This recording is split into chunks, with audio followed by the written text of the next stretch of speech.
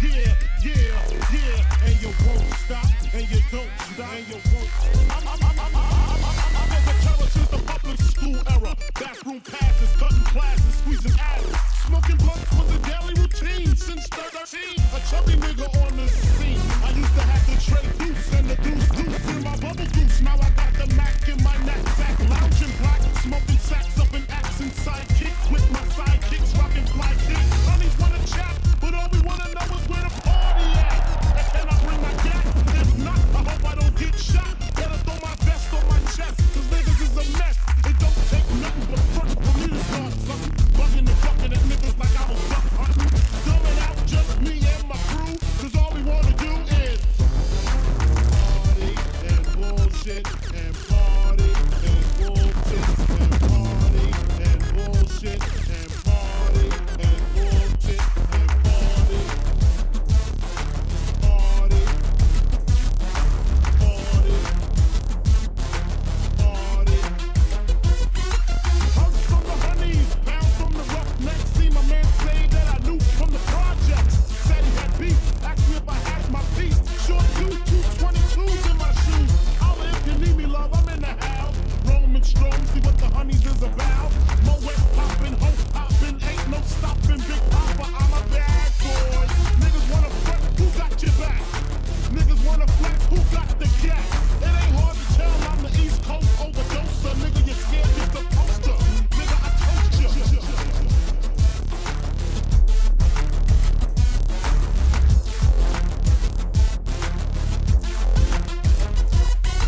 Put fear in your heart.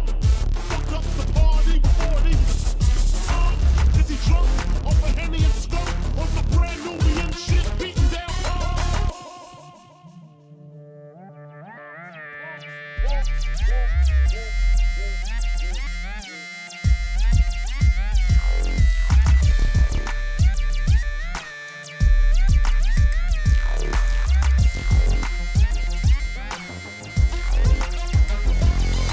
Bitches in the back looking righteous. In the tight dress, I think I might just hit her with a little Biggie 101. How to tote a gun and have fun with Jamaican rum conversation. Blunts in rotation, my man Big Jock got the Glock in his waist and we're smoking, drinking, got the hooker thinking. If money smell bad, then this nigga big and stinking. Is it my charm? I got the hookers eating out my palm. She grabbed my arm and said, let's leave calm. I'm hitting skins again. Rolled up another punch, bought a Heineken. Niggas start to low down, that kid got choked out, blows was thrown, and a fucking fight broke out. Ooh, is it time for some party and bullshit? I think it's time for some party and bullshit. Can't we just all get along so I can put stickies on her chest like little Sean? Get a pussy drunk off a dog Perignon. And it's on, and I'm Oh yes. Oh yes. My, oh my. My, oh my. Welcome everybody to the Wingnut Roundup for November of 2020. We're not going to listen to that again, actually. I've done that like several times now.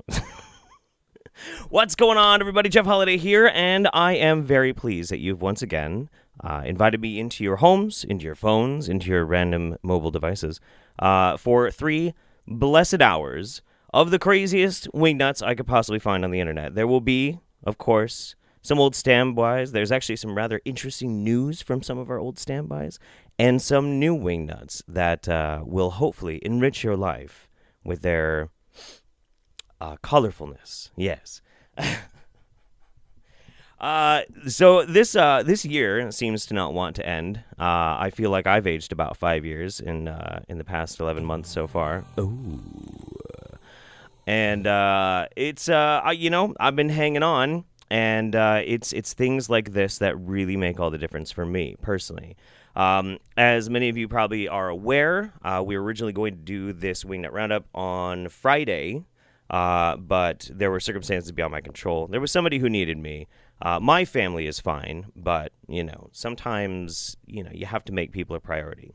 And I hope that's something that we all do when the time comes, when somebody is truly in need.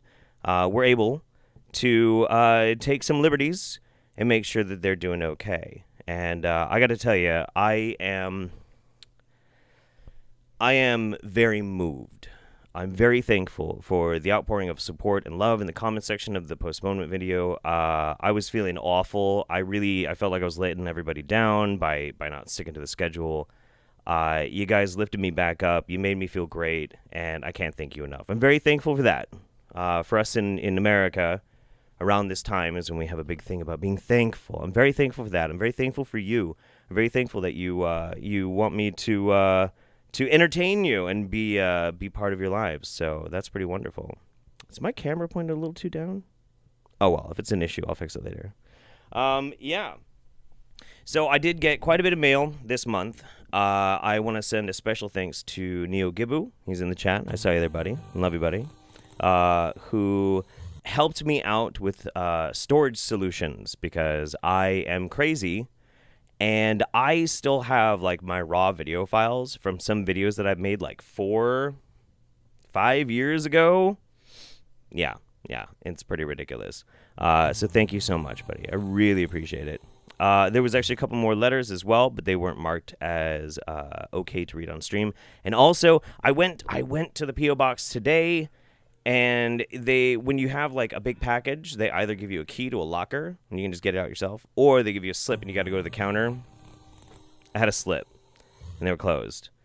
I couldn't get it out. So somebody, and I think I know who, sent me something, but I'm not going to be able to read it on this stream. I apologize, buddy. We'll have a big gift opening thing for the December Roundup. Let's see. What else is going on? I'm going to do my absolute very best to make this a politics-free stream. There will be, we'll have one video right at the start that'll be vaguely political, but then we're going to try and ignore it because, trust me, I know. It's on everybody's lips. Every single wingnut that I was looking up all had so much to say about the past month's activities, and it kind of watered down quite a bit of content because everybody wanted to talk about that. My phone, I'm better than this. My phone is going to make noises every time somebody sends in a SuperChat or Streamlabs, so I'm going to have to fix that. There we go. All right. I'm a professional. So let's get started first with a little bit of shilling. BrainForceSideEffects.com is a merch store. There's other ways to support too. It's always in the description of all the videos, that sort of thing. That's the best I can market myself, and that's all you're going to get. Yep, sorry about that. BrainForceSideEffects.com. Boom. I do have a very big project still coming up. I've been doing a lot of work in the back end. That's one of the reasons why the videos have been more kind of, hey, I have a cool idea, and I want to make a fun video, and not necessarily as deep investigative stuff. I've been very busy, very, very busy, and you'll find all about it in December. I know I said it was going to be November, but it was a lot more work than I thought. But yeah, I hope you all have some drinks handy. Hopefully you're sitting with a buddy, or maybe at least you're just somewhere very comfy, and we're going to have some fun. Cheers to you. This year is almost over, guys. It's almost over. We're almost there. We can make it. Oh, yeah. I'd also like to dedicate this Wingnut Roundup to Clara. Clara used to watch the Wingnut Roundup and unfortunately is no longer with us, but she will be missed. So, R.I.P. Clara. All right. So for our first Wingnut, we're just going to dive right into it. I said we were going to have one political one, and it's just because it's so funny. It's so funny. This Paul Begley video is hilarious to me, and I have to get rid of my VLC. There we go. Whoop. All right. Let's get started. Are you serious? Are you serious, guys? Look behind me. Tonight is October 31st. This is Halloween. And behind me is a full moon. But not just any full moon, a blue moon. Ooh. Although it has a reddish tint. Uh-oh. Now, it is Halloween with the blue moon. We haven't had one of I've these been in waiting months to get back on my feet and have money in a live stream lineup. Aww. Just to hear the robot lady say, Mems' absolute transition goals. She is. Absolutely. Mems is gorgeous, and I definitely don't deserve her. Man, you know what? I feel like I'm getting the top of my head cut off on this. I'm going to keep playing this real quick while I fix that real quick. Years, and we won't have another one till the year 2039. But it's been 76 years since a full blue moon on Halloween went across the entire nation. 76 years. It's happening tonight. And oh, by the way, witches, warlocks, wizards, sorcerers from all over the world are trying to curse President Donald Trump tonight. First of all, I just want to say this is why I love it so much. So Paul Begley's like sort of diet Alex Jones meets like an evangelist preacher, and he loves talking about witches and warlocks, which is always so very charming to me. I find it fascinating. So when he starts saying like witches and warlocks around the world, I'm like, awesome, sweet, are going to curse Donald Trump. Could they maybe like make Cyberpunk 2077 come out sooner? I would rather they focus on that, honestly. Like use your magic powers and let's play in the dark dystopian future, right? In the light of the blue moon. Ooh. They call it the blue wave. A blue wave spell. Okay. There's only one problem, guys. They forgot about the red crimson tide. No, not Alabama. The blood of Jesus Christ. See, I don't know. Maybe it's where I grew up, you know. But there was rather crude and crass euphemisms that we would use as young boys, very immature young boys, for when a lady was having their monthly. And Crimson Tide was one that they used. Now, Crimson Tide, I don't think about that at all anymore because I think about the football team. But as soon as you like put Crimson Tide and blood together, I'm like, no, man, I can't get into it. I can't. It's so weird. That was given for the sins of the world and the power of Jesus' name. And his blood at Mount Calvary will set all of us free from our sins. But can it get me Cyberpunk 2077? I mean, I don't mean to be beating a dead horse here or anything, but like I'm hearing all sorts of magic powers being explained, and it's getting me no closer to my game. I've been waiting. How long has it been in development? 7 years? Ooh. My birds are yelling, but I'm happy to be here for my first live Wingnut Roundup. Hey, what's up, birds? How you doing, birds? I love birds. I could never be a bird person, though, because birds require way too much one-on-one attention. Like, that's... I can't. God bless all of you in the night of the light of the blue moon. Well, thank you very much, Paul Begley. I appreciate that. You know what? It's a good sentiment. It's weird. It's weird. But it's a good sentiment. It's fine. He's fine. Whatever. And that's it. That's it for politics. Unless you consider COVID politics, because man, oh man, we're going to have a doozy with that one. All right. Let's catch up real quick.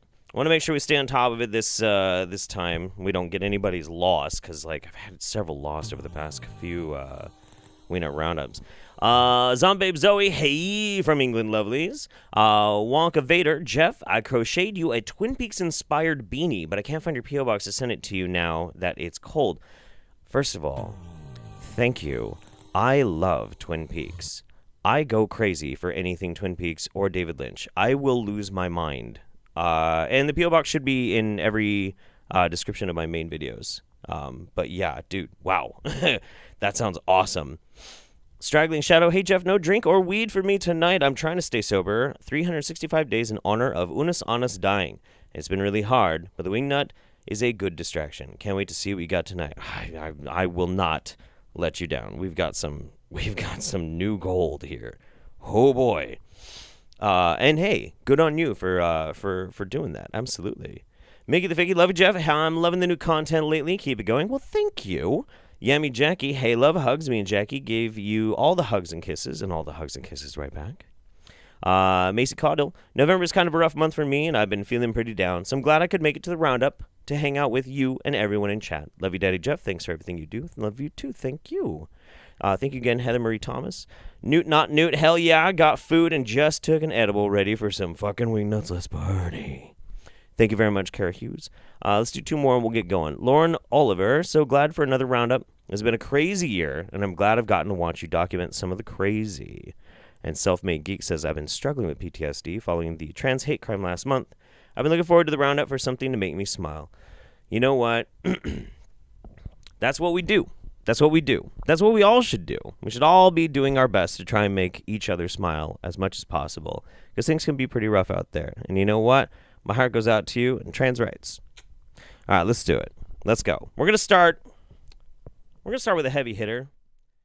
And that should tell you all you need to know about where we're going today.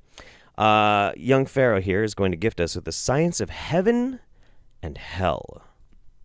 That you gang, it's gonna hurt my nigga. R.I.P. Dr. Say, I think they murked my nigga. I beat the stars like astrology. Yeah, we hit the club and demolish. Yeah, that jury shine like Apollo. Okay, plugged in like a fire stick. We scream R.I.P. Malcolm. Peace. Did he say plugged in like a fire stick? He did. Hang on. I've never actually listened to the lyrics. Hang on. Like a fire stick. Yeah. Plugged in like a fire. Come on, really? Yeah, that jury shine like Apollo. Okay, plugged in like a fire stick. Plugged in like a fire stick. Plugged in like a fire stick. Wow. Okay. Jesus. Well, I don't know anything about rap apparently, because that doesn't make a lot of sense to me. Let's go. Peace, family. This video right here is about the science between heaven and hell. Okay. I'm gonna just come straight out and just jump straight in and get straight to it. Heaven and hell are frequencies, okay? They're frequencies that you tap into through your mind and through your vessel, your body, because we are souls that are in this body that we seemingly keep, just magically forgetting. It's like turning the light off in your mind. Okay. Sup, you beautiful fuck. Hey. It doesn't seem my package made it on time, but I hope you like it when you get it. I think it may. I can drink in 2 weeks, so it'll be party that night. Hey, that's a good one. Yeah, that's a good point. I think maybe it might have shown up yesterday, but I didn't get a chance to get down there because of everything that was going on. And so yeah, that's actually my fault, Donnie. I'm sure it's there. I'll pick it up first thing in the morning tomorrow, and we'll open it on the December roundup. It'll be fun. I'm gonna just thank you, buddy. In. Your behavior, right? I've been going in on behavior. I'm getting ready to do a lot on psychology. I'm actually getting ready to write a psychology book after I get all of this stuff all figured out, as far as not figured out, but laid out as far as my company and everything goes. But the reason I'm bringing that up is because did he say as far as his cum goes? Also, how in the hell did I mute that? And you can do that with M. I didn't know that. Your mind and your behavior go hand in hand. Psychology and behavior goes hand in hand. Right. So unlike Western psychology or a lot of Western thought, you have to include the soul in all things. You know what I'm saying? You just have to do that. It's required because you are the soul. If you're not learning about yourself spiritually, you're not really learning about yourself. It's like learning about a car and not ever learning about the person that's driving the car. You can be in a Lamborghini, but if the driver is intoxicated, you're probably about to crash. So we don't... One of the things that always bothers me about young Pharaoh, so for those who don't know, he doesn't just do these YouTube videos. And he doesn't just like run around and do like physical activism these days, which he's doing a ton of lately. He also sells these long form PowerPoint presentations with accompanying videos that are sometimes like 4 or 5 hours long, and he's teaching people about psychology or about metaphysics and things like that. So it boggles my mind. I don't know how he justifies speaking as such an expert. It's very strange. Like some people, they just say right away, like, I'm a medical intuitive. Okay, what does that mean? I just think I know, and so I know. Oh. Okay. But as far as I know, I don't think he's ever actually tried to explain like why he thinks he's so smart. It's very strange. Need an intoxicated driver inside of a car, just like we don't need an ignorant, wicked soul inside of a vessel. We need a wise, intelligent soul. And so with that being said, let's just jump right into it, right? You are interconnected to the universe. You channel the frequencies of the universe throughout your chakra system. So your chakra system is like an outlet in your house that you plug something into. And so your consciousness is plugged into your chakra system. And your body is this animated biological vessel that your soul expresses itself through. Sounds cool. cool. And what happens is your behavior, right? How you behave, how you be determines what you have. How you are being is determining what you have. I've said it many times. I'll say it again. Now, why is this important? Virtue, integrity, and morality are not just things you should do because you want to be a good person. These are things that you do to keep demons and evil frequencies out of your environment. Let's just bring up... So there's some really stark, terrible psychological situations we have working here. Your environment is what you do. So in that way, there is no situation where your environment could actually be influencing you. It's all because you're not doing the right things. But then also, you shouldn't try and be a good person for the sake of doing the right thing for the sake of being a good person. You should do it solely for this selfish reason of maintaining what he perceives as like some strange spiritual purity. Very weird. Very weird. Traits, right? You got the 7 deadly sins. There are more deadly things than the 7 deadly sins. Okay? Wait. Somebody's saying he's ripping this off of Naruto. I've never watched that. I haven't really watched a lot of anime for like the past 15 years or something like that. Like, but yeah, no, he's not actually describing any like historical descriptions of chakras, man.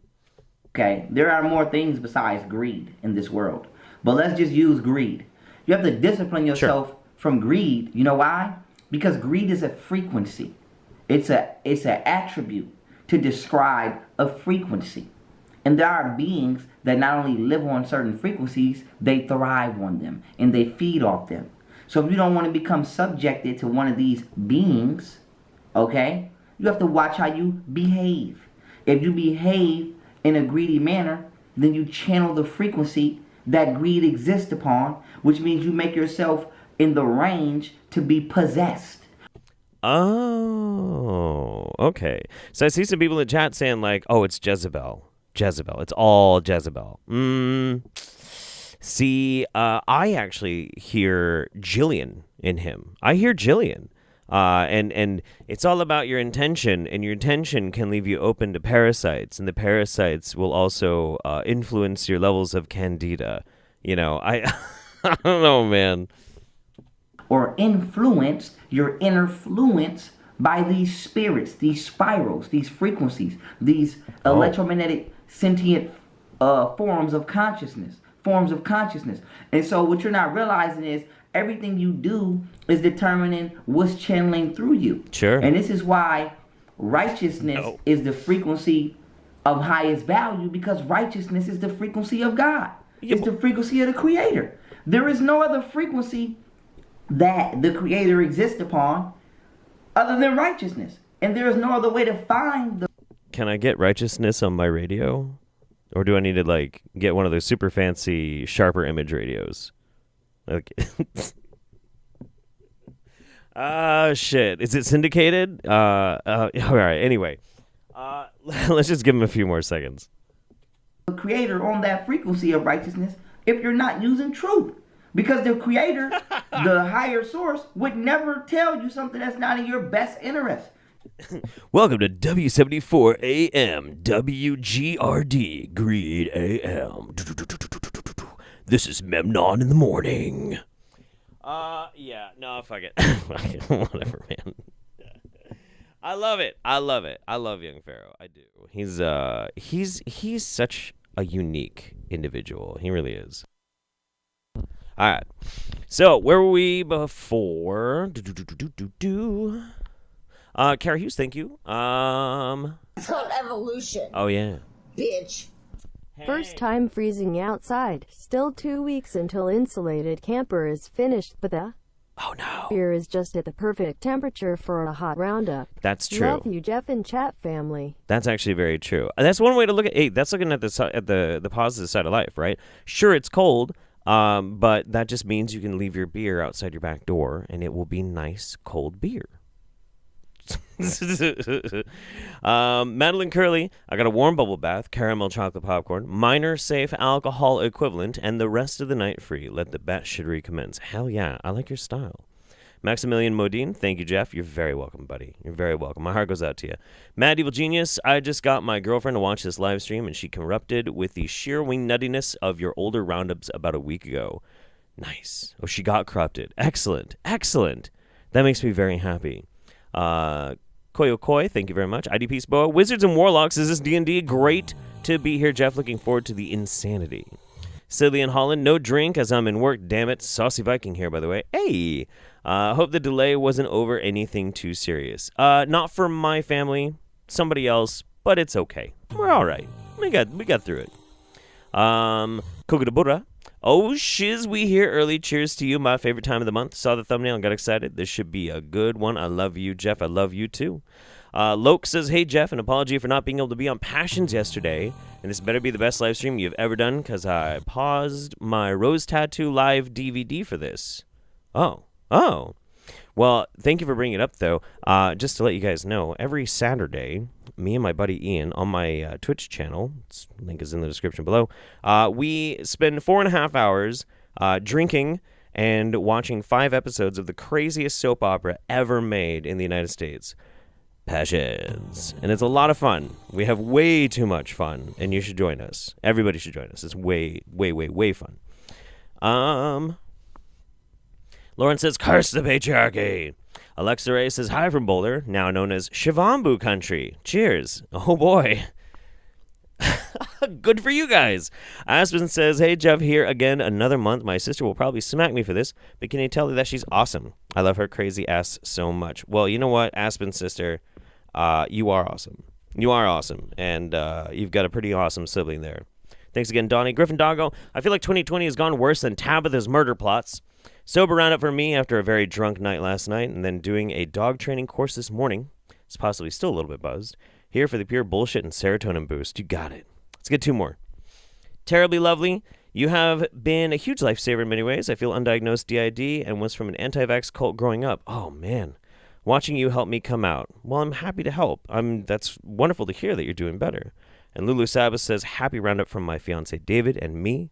We got engaged last month and couldn't be happier. Cheers. Hey, can we get some congrats to Lulu and David in the chat, please? That would be fantastic. You wonderful, beautiful people. Let's have some fun. Oh, God. So if we'll probably watch this one and then just move straight into the next one, too. So if you watch the promo, which unfortunately I'll have to like redo or something, it's from this one. Our old friend, is it Joseph Sakura? Joseph Sakura, Truth Train Radio. He's back. And he's creating hip-hop videos. And the audio is awful in these.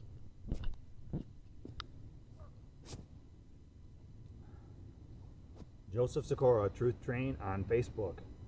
I am Lauren Sakura's brother. This is literally as loud as I can get it right now. I want to tell you that babies, when they are injected with chemical poisoning, they are burned to death from the inside out.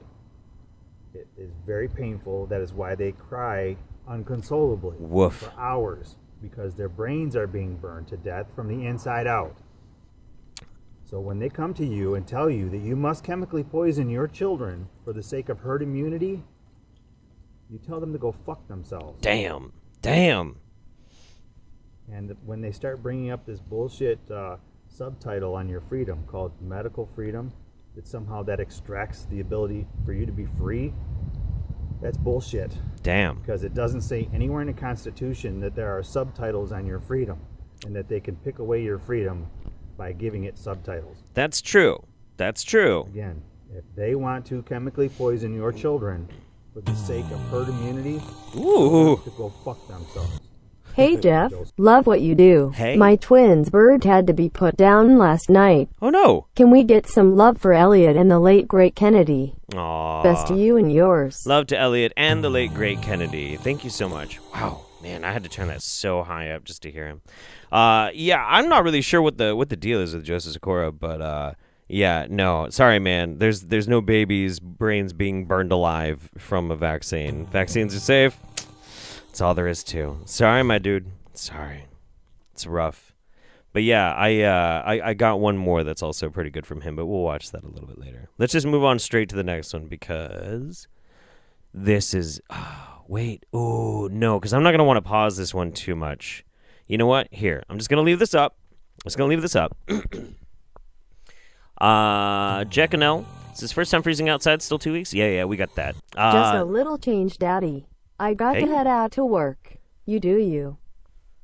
I will do me, and you do you. And I hope you have an awesome day at work. An awesome day at work. BC Brent, if you know Jimmy Snow, dear Mr. Atheist, he unexpectedly lost his beloved dog this week. Aw, that's awful. Please ask the Earth Mother, to make sure Sammy finds her way to doggy heaven.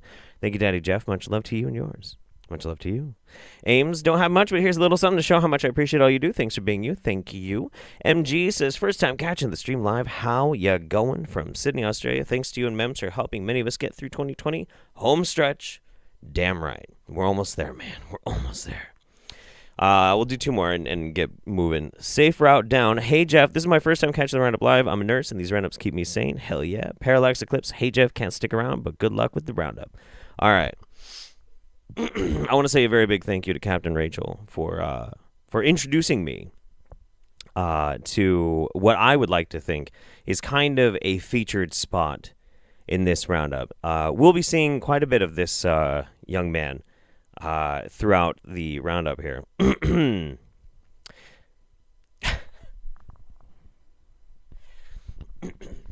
Now, nah, fuck it. This might very well be my last video for today. I was on fire today. Very happy with what I was able to produce. There was one thing I had trailed off on, and I can't bring it into my recollection what it was. So instead of trying to remember that and instead making no video, I'm going to make this video, perhaps my last one for today, on the fact that you're not saved by keeping God's laws. You're saved because God chose you from the foundations of the earth, and you'll definitely be keeping God's laws, but it's not keeping God's laws that will save you. In fact, it's God himself that saves you. And you definitely are not picked or chosen by God unless you come into a very large amount of truth and truly wake up from the matrix, and definitely have nothing to do with the world. Let's just take stock real quick. I'm not going to hate on anybody for having dreadlocks. I had dreadlocks for the longest time, so, that's cool. But we have a shirtless young man. He seems to have many opinions, and so he makes many videos in a day. He has the Hebrew word for, I believe that's like an ancient Hebrew writing of like the name of God, or like I am one, or myself. We tried to translate it the other day. And his name on YouTube is Revelations for Tomorrow, Destroying Fake Christianity. I think we might have gotten a bingo. Maybe. But let's find out. That even includes, and especially includes, religion and man-made religions. Christ even prophesied about, I don't even know which verse to choose.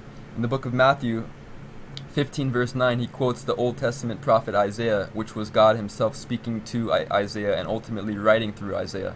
It said, "They worship me in vain. They keep as doctrine the precepts of men." And before I quote the other two scriptures I have in mind, let me just lay this down for those of you who would need to hear this repeated or hear it for the first time. And that is that Satanists are behind every religion on earth.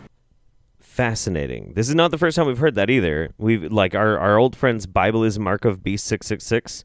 They like to say very similar things. I guess I really need to point out that the name of this video is High Level Satanists Created Every Religion on Earth, Including Christianity, Red Pill MGTOW NWO. Red Pill MGTOW NW. Okay. And I don't mean that metaphorically. I don't mean that kind of like, or halfway, or I'm just kidding or joking. No. Satanists rule the whole world. Satanists are sacrificing children behind that Catholic Church front door, and more so in their own private entry Masonic lodges and temples. Oh. And even more so than that at their private residences and all that, where they have underground bunkers and all kinds of craziness. Oh. Right? Even in their actual underground bunkers known as dumbs, where they actually converse and convene with fallen angels and all that type of stuff. Way Dumps? too deep for this video and the topics at hand. But I even saw a video the other night. In fact, it was featured by one of the few channels I actually watch on YouTube. And he had this woman, or this young girl rather, excuse me, she's being interviewed explaining how she has been utilized to actually sacrifice children just like herself, but instead these children are only a few months old. I actually do know exactly who he's talking about. I got really, really close to featuring her on the Roundup, or in fact maybe even making a video on it, or maybe even passing it off to Hemlock Moonwolf to make a video about. And honestly, like, it was some of the darkest shit I've ever heard somebody come up with, just like make up out of the blue. It was insane. Like, I just, nah, dude, I couldn't do it. I might even tap out a little because he gets really graphic in this, but we'll see how far he goes. Whereas she was only a few years old. She was like 7 or 8. And I didn't catch the first part of the interview and who she was even being interviewed by, but she's methodically explaining how these elders, I don't know the relation or what, which deep dark pit of hell this was happening in, but she was explaining how they're teaching her how to cut off living babies' heads off. Yeah. And he keeps going too. The thing that always bothers me about this kind of stuff, I mean, I'm really not swayed by any of that kind of stuff usually, but it's how willing people might be to be like, yeah, well, she wouldn't lie about something like that. Why not? Of course somebody might lie about that. They want attention. That's come on, man. It's a little out there. Watching the Roundup while being across the country, away from my fur baby, Tom Tom. Aw. Love chillin' with a great community. Love all of you guys.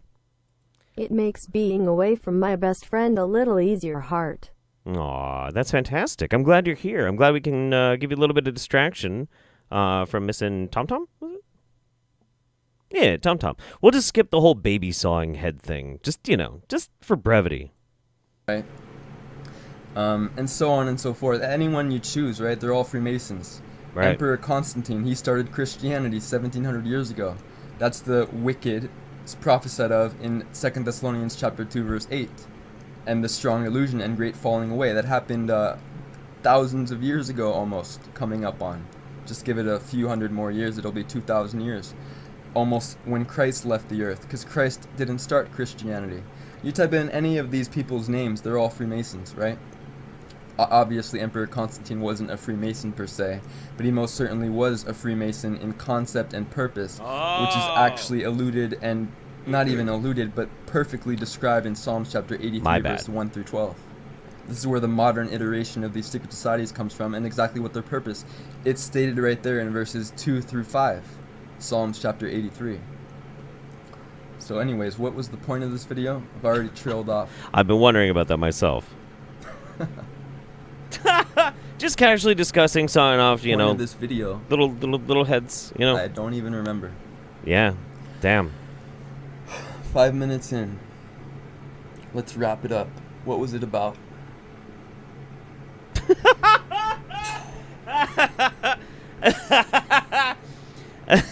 I didn't even get this far when I was previewing it. He's so charming. I don't remember the point of this video. Well, I'll have to make another one, and I'll name this one whatever would be more necessary, or more suitable, rather. So, end the video. Shalom.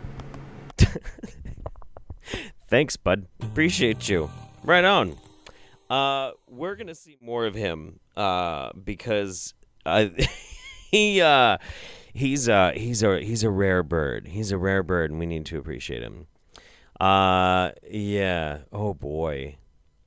Corduroy Girl, I hope you and Mems have a wonderful holiday season. I hope you do as well. Loke says Passions is the best thing any of you have ever seen. And love you, Jeff. Love you.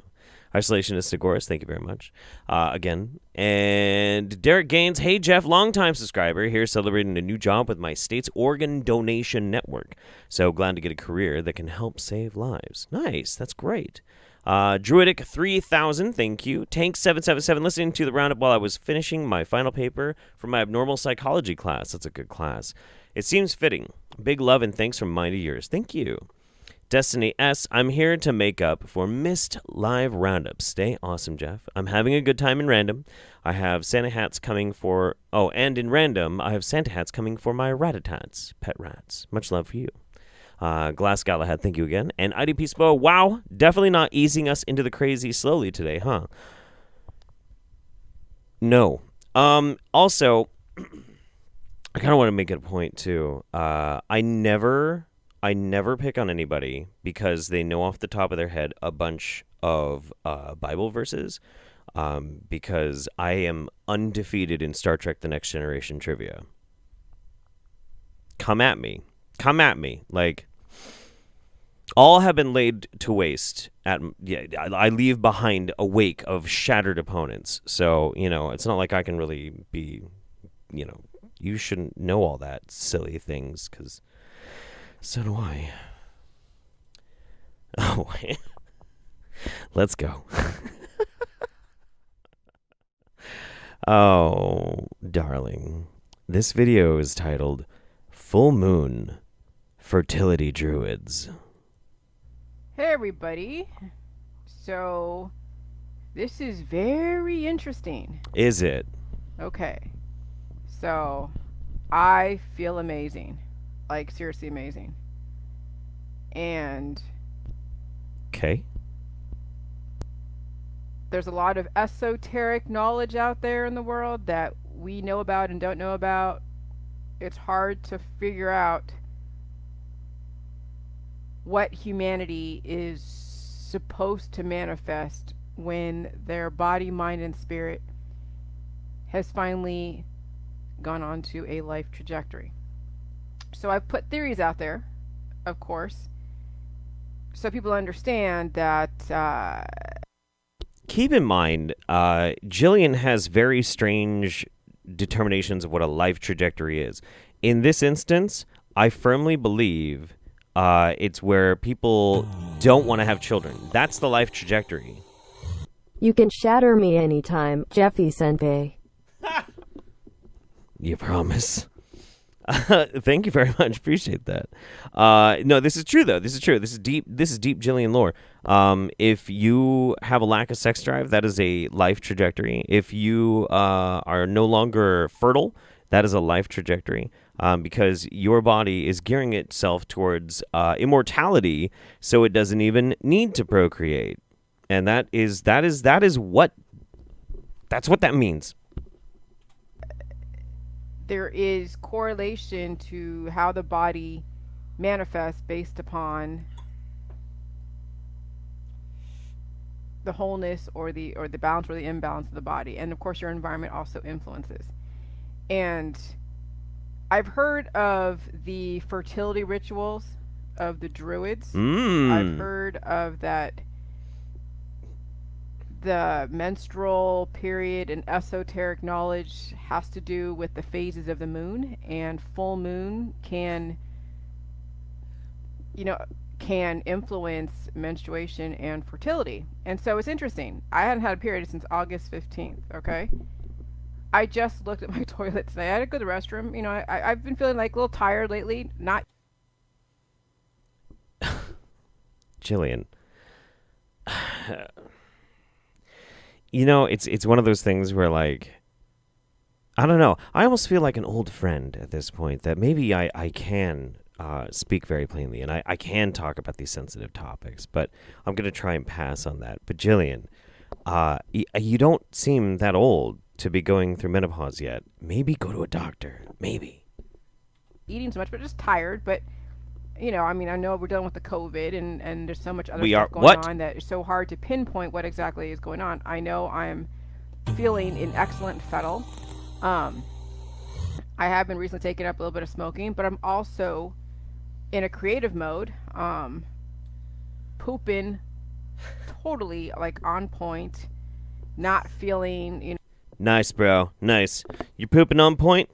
Me too, bro. Me too. Doing great. Having great boobs. Any kind of anxiety or fear or love, or hate. But I know that we have just entered into a full moon period. We have just entered into, obviously, winter. just started to snow. And so I could see now where there is some credibility with the Druids and their fertility. Hey Daddy Jeff, my partner heard the come at me for Star Trek knowledge. All right. He wants to know if you know Data's daughter's name. Lol. We love your Roundup. Thank you for all that you do. Thank you so much. That's very sweet of you. Yes, daughter. In the Next Generation, Data's daughter was named Lol. It gets more complicated in the new completely batshit show that I don't want to talk about right now because other people like it. I don't. But that's okay. Thank you very much. I really appreciate that. I'll take you guys up on some trivia anytime, man. Rituals that women are fertile, maybe quarterly. Finally catching Roundup after a few months. Nice. Makes me feel better after being away from my partner due to COVID overtaking my job. Oh, man. Keep doing what you do, bro. Well, keep doing what you're doing. I mean, jeez. I don't know exactly what you do, but if COVID is overtaking your job situation, then it's very likely that you're somebody who's an essential worker. And if so, actually, cheers to all the essential workers out there. You know what? Keep it up, guys. It's unprecedented times, but we're making the best of it, yeah? And my heart goes to you and your partner both. Whenever the moon actually is like, if you're actually on a life trajectory, the moon would influence your fertility, which I could see. I've heard about that. Never really thought too much of it because women are getting their periods like every month unless they have some kind of issue. Usually. And so when I looked online and asked about, druids and fertility and does the moon actually influence fertility? And so interesting that this is from scientists that are coming from the death trajectory, of course, right? Our data science team analyzed 7.5 million cycles and found no correlation between the lunar phases and the menstrual cycle of period start date. They would know. They're on the death trajectory. You ovulate around the full moon and get your period around the new moon, said Dr. Okay, but they're dealing with bodies that are on a death trajectory. So, of course, they're not going to see any correlation because when you have so many bodies that are dying, they're dropping seeds, they're dropping insurance policies like left and right. But here's another thing. Significance. Bleeding at the full moon is a call for you to combine the vitality, fullness, and potent power of the full moon with the let go of your own menstruation blood to manifest and bring something creative into being, to create outwardly for the collective, for the world. Okay, so now this makes sense to me in a lot of ways. Hit me with it. We still don't know what normal is for a human woman or a human man who has specific plumbing. But obviously, men in our society. Well, never. I won't say men. If you hold ovaries and you hold a uterus, you're supposed to bleed at some point, unless you have some kind of significant issue going on. So, was that Jillian kind of saying trans rights? That's kind of based. That's all right. Also, she's wrong. We do understand the basic fundamentals quite well. Been studied for hundreds, thousands of years, something.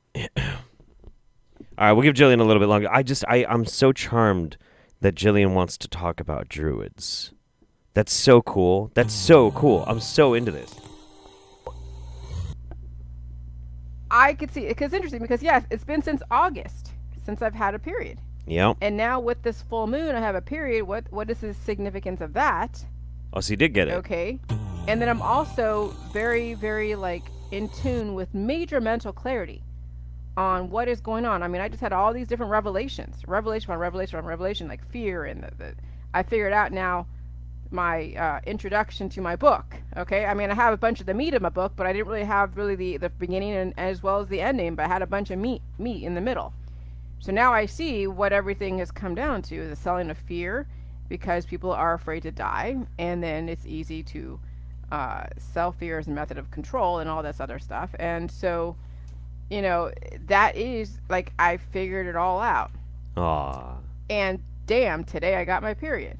Not R.I.P. and pepperoni's death trajectory. Guess you're back to being like a normal human being. Oh man. All right. Yeah. You know what? I would be more than happy to just keep vibing and chilling, watching Jilly, but we gotta go. We can't screw around too much. The Earth Mother has woken up. Ooh, oh God. What a terrible sound. The Earth Mother woke up a little bit. She says, Roundup makes everyone feel better. Well, thank you very much for that, Earth Mother. Appreciate you. I love you very much. Sweet. All right, where are we at? Yeah, I'm definitely not easing slowly into the crazies. We got some fun stuff. Darling Delane, Lord, I'm worried if Jilly is this early in the stream. What on earth is in store for us? Oh, just fun, lots of fun. Little Glasswell, hey, Daddy Jeff, my partner, heard the come at me for Star Trek knowledge. Oh, yeah, I already read that. Strange Demon Child, thank you as well. Lloydie says, have some godless money, and tipped me, is that yen? Cool. Truly says, hi, Daddy Jeff. Just finished studying for the night. Super excited to catch some of the Roundup. I hope you and the fam are good. Love you. Love you back. Jennifer Bow. Yes, Mommy Jillian, let me gargle all your salty juices. Ooh. J.S. Adventuring says, Jillian looks like Fungus from Monsters, Inc. when he gets the life sucked out of him. Oh, boy. Man. I have had to watch that movie way too much, and I know exactly what you're talking about. Aspen. Okay, another Star Trek TNG question. What was a number that the writers tried to insert as frequently as possible as an in-joke, primarily in TNG and Voyager? Oh. You know what? You might got me on that. You might have gotten me on that. I don't think I've ever heard that one before. Huh. Wow. All right, well, I owe Aspen a can of Coca-Cola. Or something. Brand Ever. Hey, Jeff, have you seen that Rite Aid is now advertising that their pharmacists are educated in alternative remedies? I did. And actually, it might have been you that sent that to me. I was furious when I saw that. But at the same time, it's just pandering. Their flu shot commercial says you need a flu shot and alternative remedies to boost your immune system. I hate everyone. It was very infuriating. I almost put it in here, but I'm kind of contemplating doing something with it in next month. Self-made geek. As a magical practitioner, Jilly can stay away from her knowledge, but at least she acknowledges that some men have periods. Trans rights. Hell yeah. We got to look at the silver lining in this terrible cloud of shit that 2020 has been. Except for the roundups. You guys have just made this wonderful for me. All right. Do a little bit of cleanup of the timeline here. We're going to do that. Oh, yeah. Okay. So we're going to take a little bit of time here. Not a lot, but we're going to kind of do like a catch up on the inner workings of a very dramatic, strange landscape of ever-shifting wingnuts that we've known for a long time. And to start us off, we actually have Mr. Frank Tufano. Now, Mr. Frank Tufano made a video detailing out how Sverige is crazy. Now, for some context for those who might not necessarily be caught up on the deep Wingnut Roundup lore, Frank Tufano here is a wingnut who likes to eat raw meat and high meat, which is spoiled meat, but also so is Sverige. The only difference is that Sverige is kind of a weird, violent cult leader, and Frank Tufano likes to go and stalk around a bunch of New York City schools, like elementary schools, showing that there's Wi-Fi 5G radio waves programming the children. So, they're very distinctly different. But Frankie here is going to tell us all about some crazy drama about Sverige. And while he does, I'm going to pour a glass of the beer that me and my buddy Ian brewed. So let's go. Hi, everybody. Hi, everybody. What a surprise. Sverige is on the run from the police. Gee, I would have never guessed that was a possibility. And as much as I don't want to talk about this clown, to be fair, he's a better person than Rat Boy. You want to talk about Paul him. Saladino. And it really blows my mind that people support either of these psychopaths, sociopaths, degenerates, losers, whatever you want to call them. Paul is one thing because he has elite society connections that prop him up and give him useless credentials, such as being an MD. So there's definitely an appeal to an authority for the... That was Frank Tufano calling having a medical degree a useless credential. Just wanted to point that out. Masses, but Sverige is a totally different story. Some European half-bald lunatic that looks like he spits when he fucking talks. Super nice. I also need to point out that this video that we're watching of Sverige there, that vial that he just drank, that was a vial of somebody's blood that they collected and mailed to him. One of his fans sent him a vial of blood so he could drink their blood raw. Okay? Thank you, man. Talk. It's like having sex with you, just better. I have you in me. Imagine like baby blood. It's actually mainstream news that Sverige tried to kill his classmates in high school. Hang on, I want to see that. I want to see that headline. This is great. Let them fight. Man who ate raw pig's head at vegan festival stabbed 4 classmates at school. This is apparently last year, 2019. Anti-vegan protester who travels the world eating raw pieces of animal flesh is kicked out of his school for stabbing 4 students. Wow. Yeah, he went to like a vegan protest and was eating like raw pieces of fucking animals and shit, like right there, and like ripping them off of chunks of, oh my god, it's fucking disgusting. Classmates in high school, which he actually attempted denying in the past. Yet, there are still people who send this guy money every time he asks, which seems to be once or twice a month.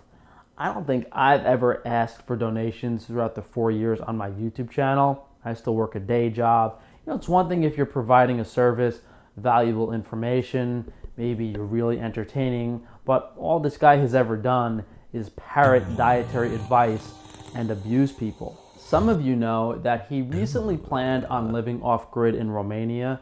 The idea was to escape the New World Order nonsense, but in reality, I think Sverige just wanted some people to pay his rent and he could pocket some money on the side. Hi everybody. Since I arrived in Romania, things went really wrong and the off-grid group split up. It's only us as a family in one big house. So I don't really want to go through it because it's aside from like a few little pieces here and there, it's incredibly boring. But it's really just Frankie Boy trying to like rub Sverige's nose in a bunch of crap. Like he's got a clip of Sverige fighting with his girlfriend. Why would you do that? Yeah, why do you interrupt the stream? Because you said until 9. Why is this funny to you? I didn't even check the fucking time. Like, what the fuck? Shut the fuck up. I fucking said I'm doing under 2 hours. What do you not understand? I am doing it, you fucking cunt. Oh, damn. Oof. Big oof hours. But yeah, there was a few other Frank Tufano videos that were pretty funny, but I was honestly like, there's so much going on in the Wingnut world. I kind of want to just utilize his little video to catch up a little bit on somebody else. It's kind of amusing. And he brought back that rather disturbing drinking a fan's blood clip, which is legendary. It's legendary. I've just never shown it on the Roundup.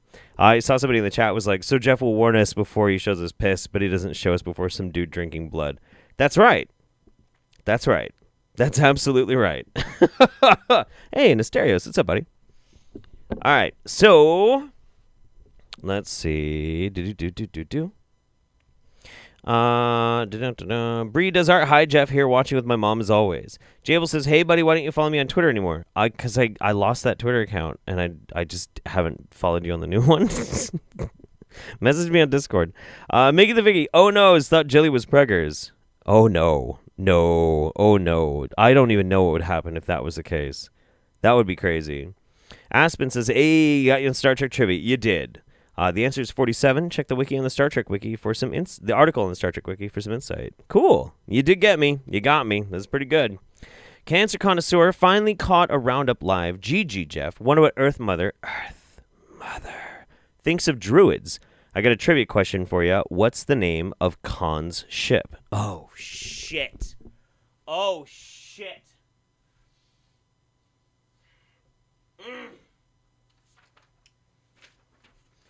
So while I stall for time, I don't know, Earth Mother. What do you think of druids? And also, Earth Mother says, "Sorry, I'm late, Jeff. So many earthly duties to tend to." I know. Khan's ship. Shit. It's like it was the Saratoga or something like that. I don't think I got it right though. Man, I'm getting called out live on my own show. Man. Son of Hephaestus 95. Creutzfeldt Jacob is one hell of a disease. I got that reference. Alphabet Soup 3000. I love how Jeff warns us about Shivambu, but not the man drinking literal blood. Oh, yeah, that was a super chat. It wasn't just a chat. Thank you. Appreciate you. All right. So that's not the only happenings and goings in the Wingnut sphere when it comes to YouTube. So one that I'd like to mention, Sunfruit Dan. Hey, everybody, it's Sunfruit Dan. Danny made a new channel called Dan Phoenix, and then he really just hasn't been getting anywhere with it, and so he has quit YouTube. We're not going to watch the video because it's probably just a play for attention. But when he did it, it was pretty fun. Oh my god! If you want to go look at it, it's kind of funny, but it's also insufferable because of Sunfruit Dan. In it, he says that. Yeah, actually, me and my girlfriend have a channel, and we have like 2 million subscribers. I'm not going to link it here. And we get like millions, hundreds of thousands, even millions of views on all of our channels right away. And, I just don't want to do this one anymore. And basically very like, hey, you wouldn't know my girlfriend. She's in Canada kind of vibe, kind of energy. Oh, man, somebody just answered that trivia question. Now I'm mad at myself because I do remember it. I remember it, but it fell out of my head, man. Earth Mother knows better than to let Jillian get pregnant. Good. Thank you, Earth Mother. That's you're doing us all a solid with that one. All right. So that's not the only other person though that is on hiatus. We have Aaron Nanasi with the answer to the trivia. Botany Bay. Yeah, the USS Botany Bay. That was Khan's ship. Man. I feel so dumb. I can't believe I didn't remember that one. So the other one that is taking a break is the Angelic Initiative. Oh my god, I'm having a stroke. So Lynn and Jamie Bodymind, in the description of this latest video, they've been missing since October 25th. Dear viewers, wiser minds above have given us the assignment to go back to the beginning of the current season and rewatch the videos from there. We invite you to join us in this virtual retreat with the angels. There will be more Angelic Initiative videos after this intermission. So, I figure, why don't we just watch a little bit of this, and maybe we can get some clues as to why they're taking a break. I don't know. I'd only watch a little bit of this, but they're all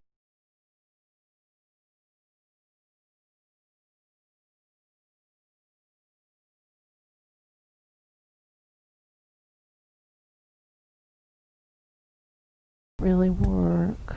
I'm sorry. I wish it did. We all wish that worked. 11, 12. It's a shame that bullying doesn't work. It would be so convenient if it did. What? What does that mean? Okay. Hi, friends. In Planet Earth Dating, it's Tuesday, September 22nd, 2020. It's the fall equinox. In both the Lynn Life and the Jamie Body Mind, the authorized souls remain only child souls from the deeper, denser dimensions, and all other souls from all other dimensions, as long as the souls are already living by the many Search for Truth rules already given to the Search for Truth community by wiser minds above all of us. And again, we remind everybody that in this era of soul-body disconnect, that the souls have the legal standing and the bodies do not, and so it doesn't help for the bodies to get snippy to the souls.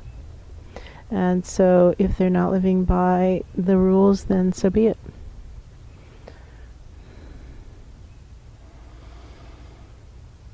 And what that means is that that's their choice. It's still incumbent upon the host lives to live by the rules. Exactly. We're supposed to film here, and our attention is being brought strongly to that place where two trees are rubbing against each other and hurting each other.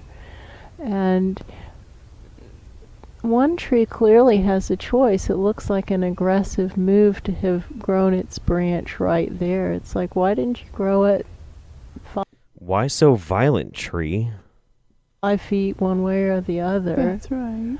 And it's a really big oak tree that we like, actually, but it's being nasty to this sweet gum that's growing straight up. And sweet gums tend to do that. It's one of the things we like about sweet gums. That's true.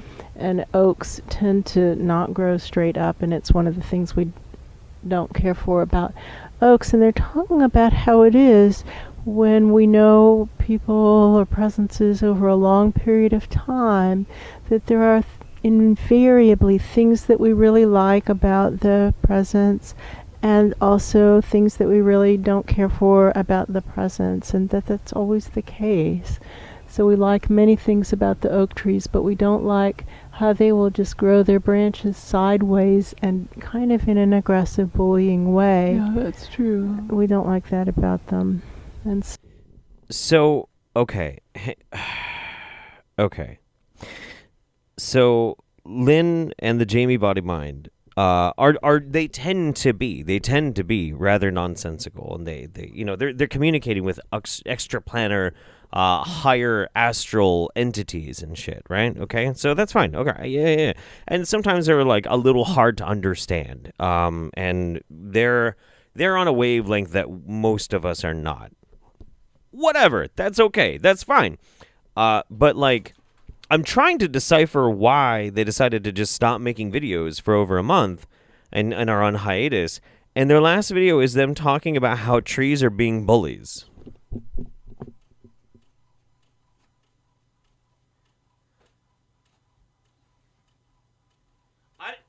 I got nothing.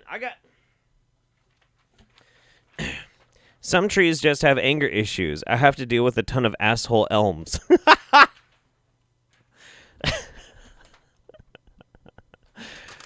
All right. Yes, sir. The Earth Mother has elucidated to us that apparently some trees are just inherently kind of pricks. There's just some shitty trees, man. Like, they got shitty personalities, and nobody really wants to associate with them, and they're always trying to be all crowding and everything. I guess that's what we get out of that. Yep. What have we learned today? I don't know. All right, sweet. Bree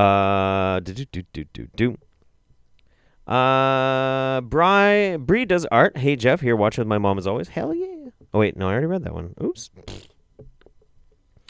Uh-oh. That's what happened. Okay, sorry.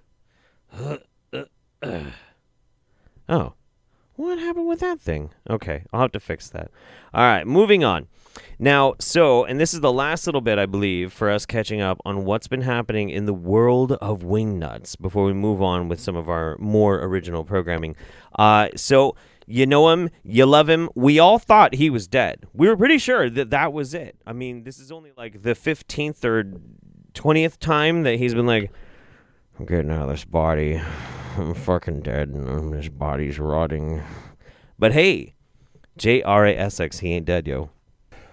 I've talked before about having had internal focal points grow inside my own body as I went through time, getting stronger by being abused so hard for so many lives back to back. Right. And that eventually 4 different focal points were growing inside of me and inside my own spirit energy, and they grew enough into their own to where I released them, and all 4 of them are here on the planet right now.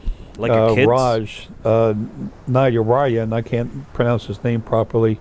You're going to meet him. He's from India, and he's living in New Zealand right now. And then So anyway, there's these other, and another one is Deanna's nephew. He's one of the focal points that came out of me, and then there's another one here in the States, and then just so we understand, JRASX, usually he has video. I don't know why they don't have video on this one, but that's okay. You know what? Here we go. Hi. We'll just do this. JRASX, you can just pretend that I'm Jay. He is an old man who believes that he is dying. His whole body is just rotting away.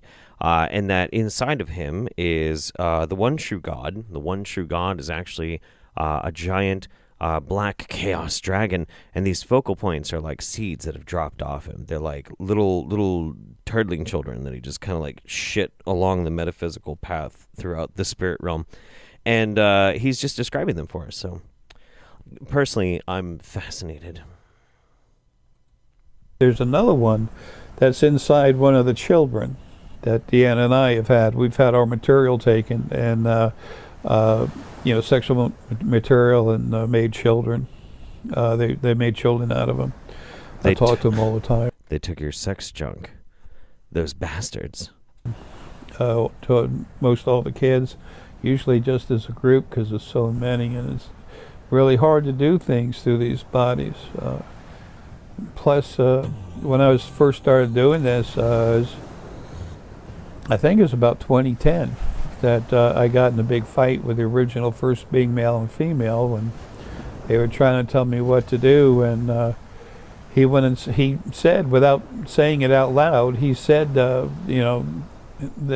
original first being male, okay, they're not in bodies.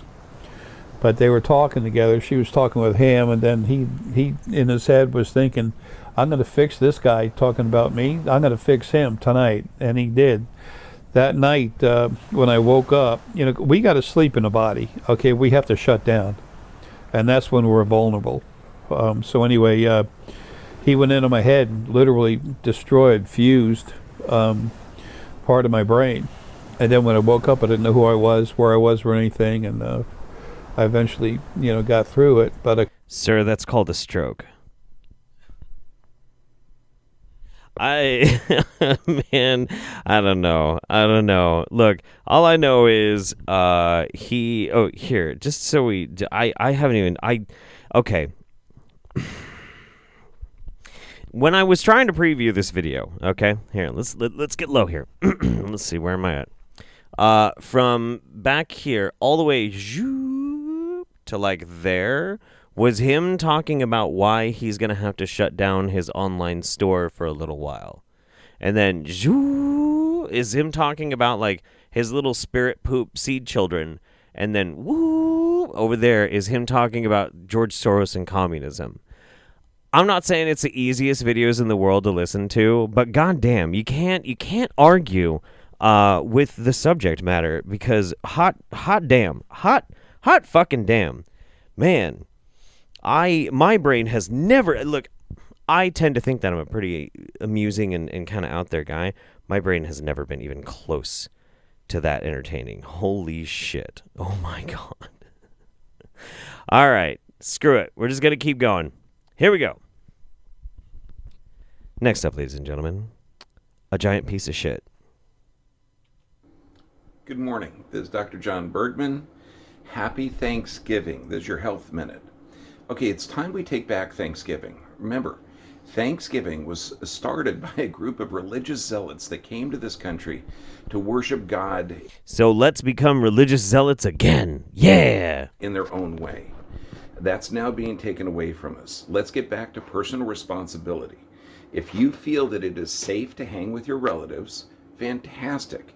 If you realize that masking does not help your immune system, if you realize that we're working with a virus that has over a 99% survival rate, and you realize that it's a case-demic now, not a COVID-demic. I really legitimately wish, like, okay, everybody should be able to, like, say whatever they want, to be able to communicate. There's no law against being an asshole. However, when you yourself have on your own YouTube channel the words Dr.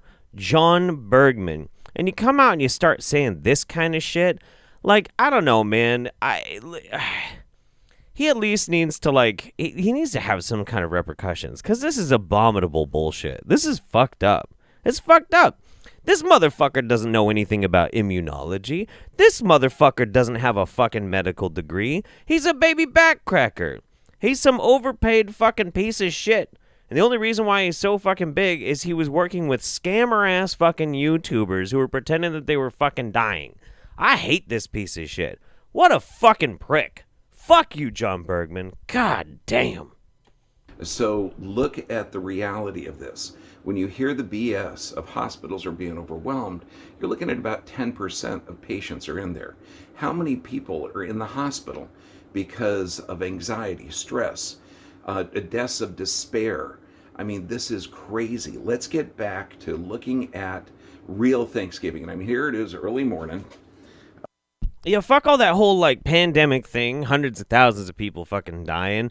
Prolonged after exposure syndromes emerging. Who fucking cares? Grandma might choke to death alone in a fucking hospital, and you gotta say goodbye on FaceTime. But you know what? John fucking Bergman's gonna have his fucking Thanksgiving. Fuck you. What a piece of shit.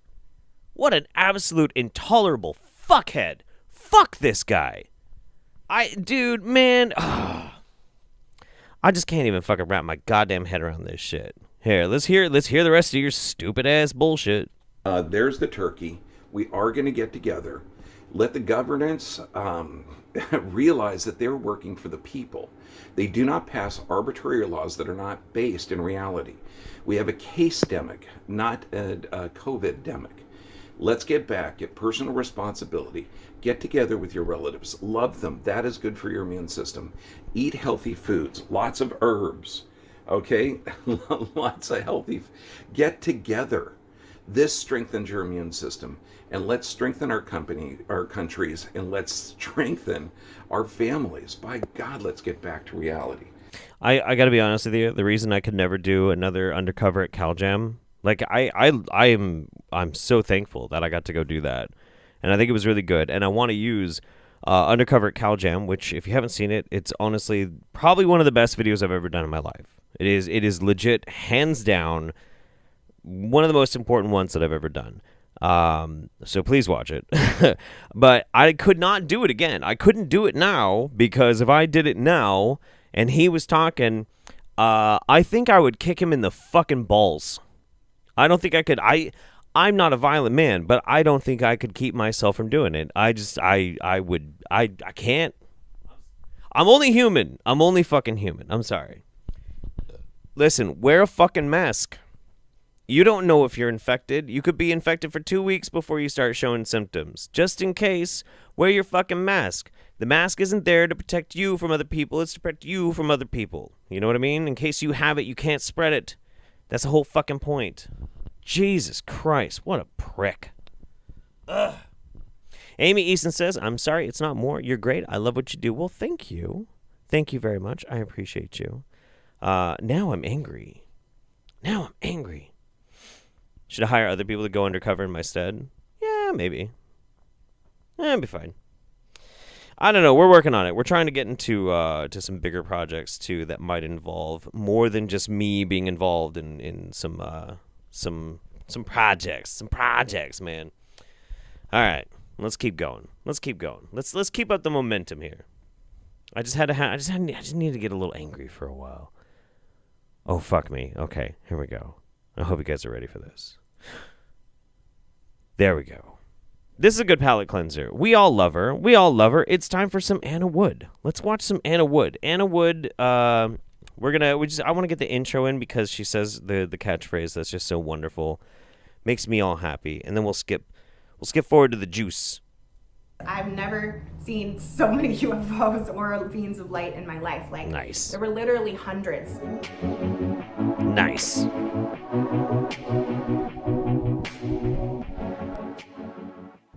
Hi, Love Beam. I am Hi, Anna Love Wood, Beam. your Ascension Guide. And in today's video, I'm going to be talking about all things UFOs. And I put UFOs in quotes because nice.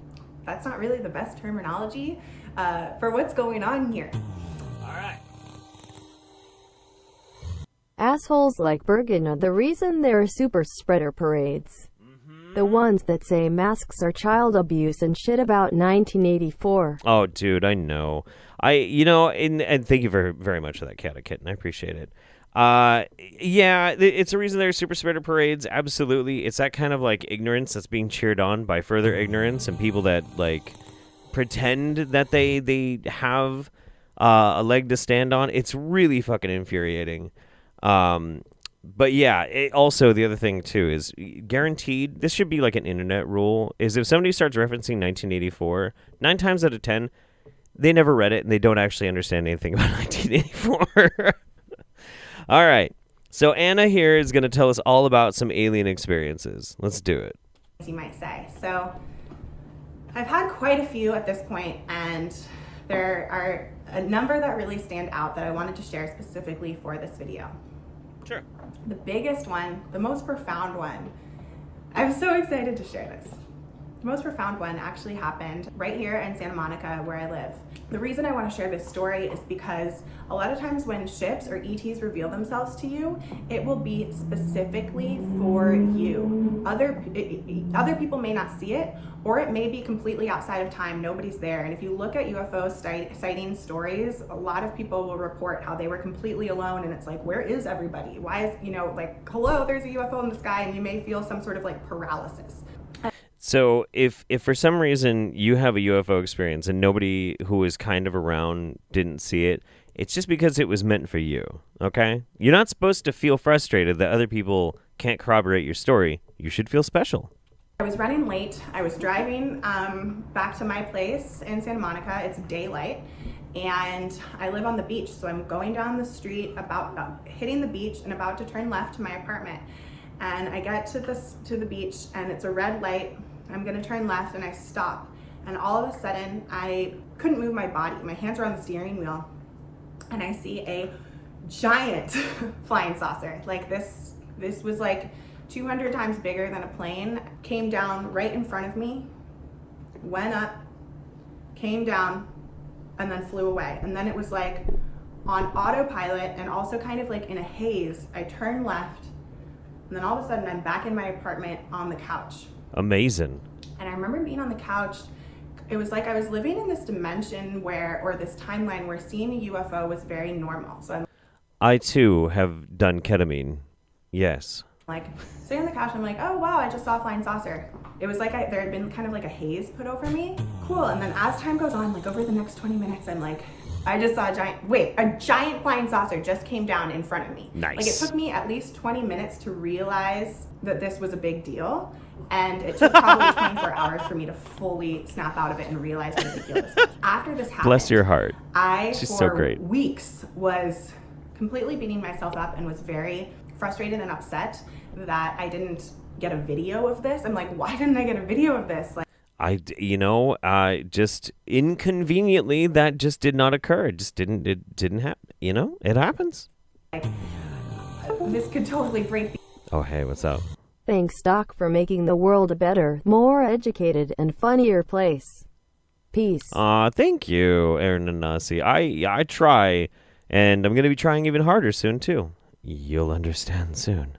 The internet, like, people need to see this, And then I realized, and the more and more I learn about UFO encounters and experiences, I see why this happened the way it did. First of all, it would break the internet. Like, this was an experience just for me, and it activated me. It completely activated my channeling abilities, by the way. Oh. I went to a whole new level after this experience. The more I learn about UFO experiences and encounters, the more I understand why I wasn't able to capture it, because I was paralyzed. The whole experience, I believe, was outside of time. It was in another dimension, and it was designed specifically for me to be activated. So okay, I'm not knocking Anna because I think she's charming, and unlike most of the other people who talk very similar things to Anna, she's not really selling anything. She's not trying to like fuck anybody over. I genuinely enjoy her. I think her energy is very pleasant and very enjoyable. But I also I have to kind of put my foot down a little bit. When it comes to things like this, it seems like it's much more beneficial if you assume the easiest answer. The more you complicate it, the more it's harder to believe. Maybe that's the point. I don't know. But like, nobody saw it because it was taken out of time. Well, why not just because everybody mistook it for a weather balloon or something? Like, I don't know, man. I don't know. I like to think about things like that. I do. I like to think about, like, hey, what if there are aliens out there? Which, statistically speaking, it's very likely that in our universe there are many, many aliens that exist in various forms of technological advancement or not. Very, very likely, but very, very unlikely that we'll ever encounter them until we vastly improve as a species. It's Fermi's paradox, But I do like to think about it. I like to think about it. I like to maybe like kind of play with and consider these types of things. I don't believe in it, but I like to think about it. But it's kind of hard to think about. It's kind of hard to entertain it when I also have to think about like them not just being is hyper advanced alien species, but they're also the masters of time. Like,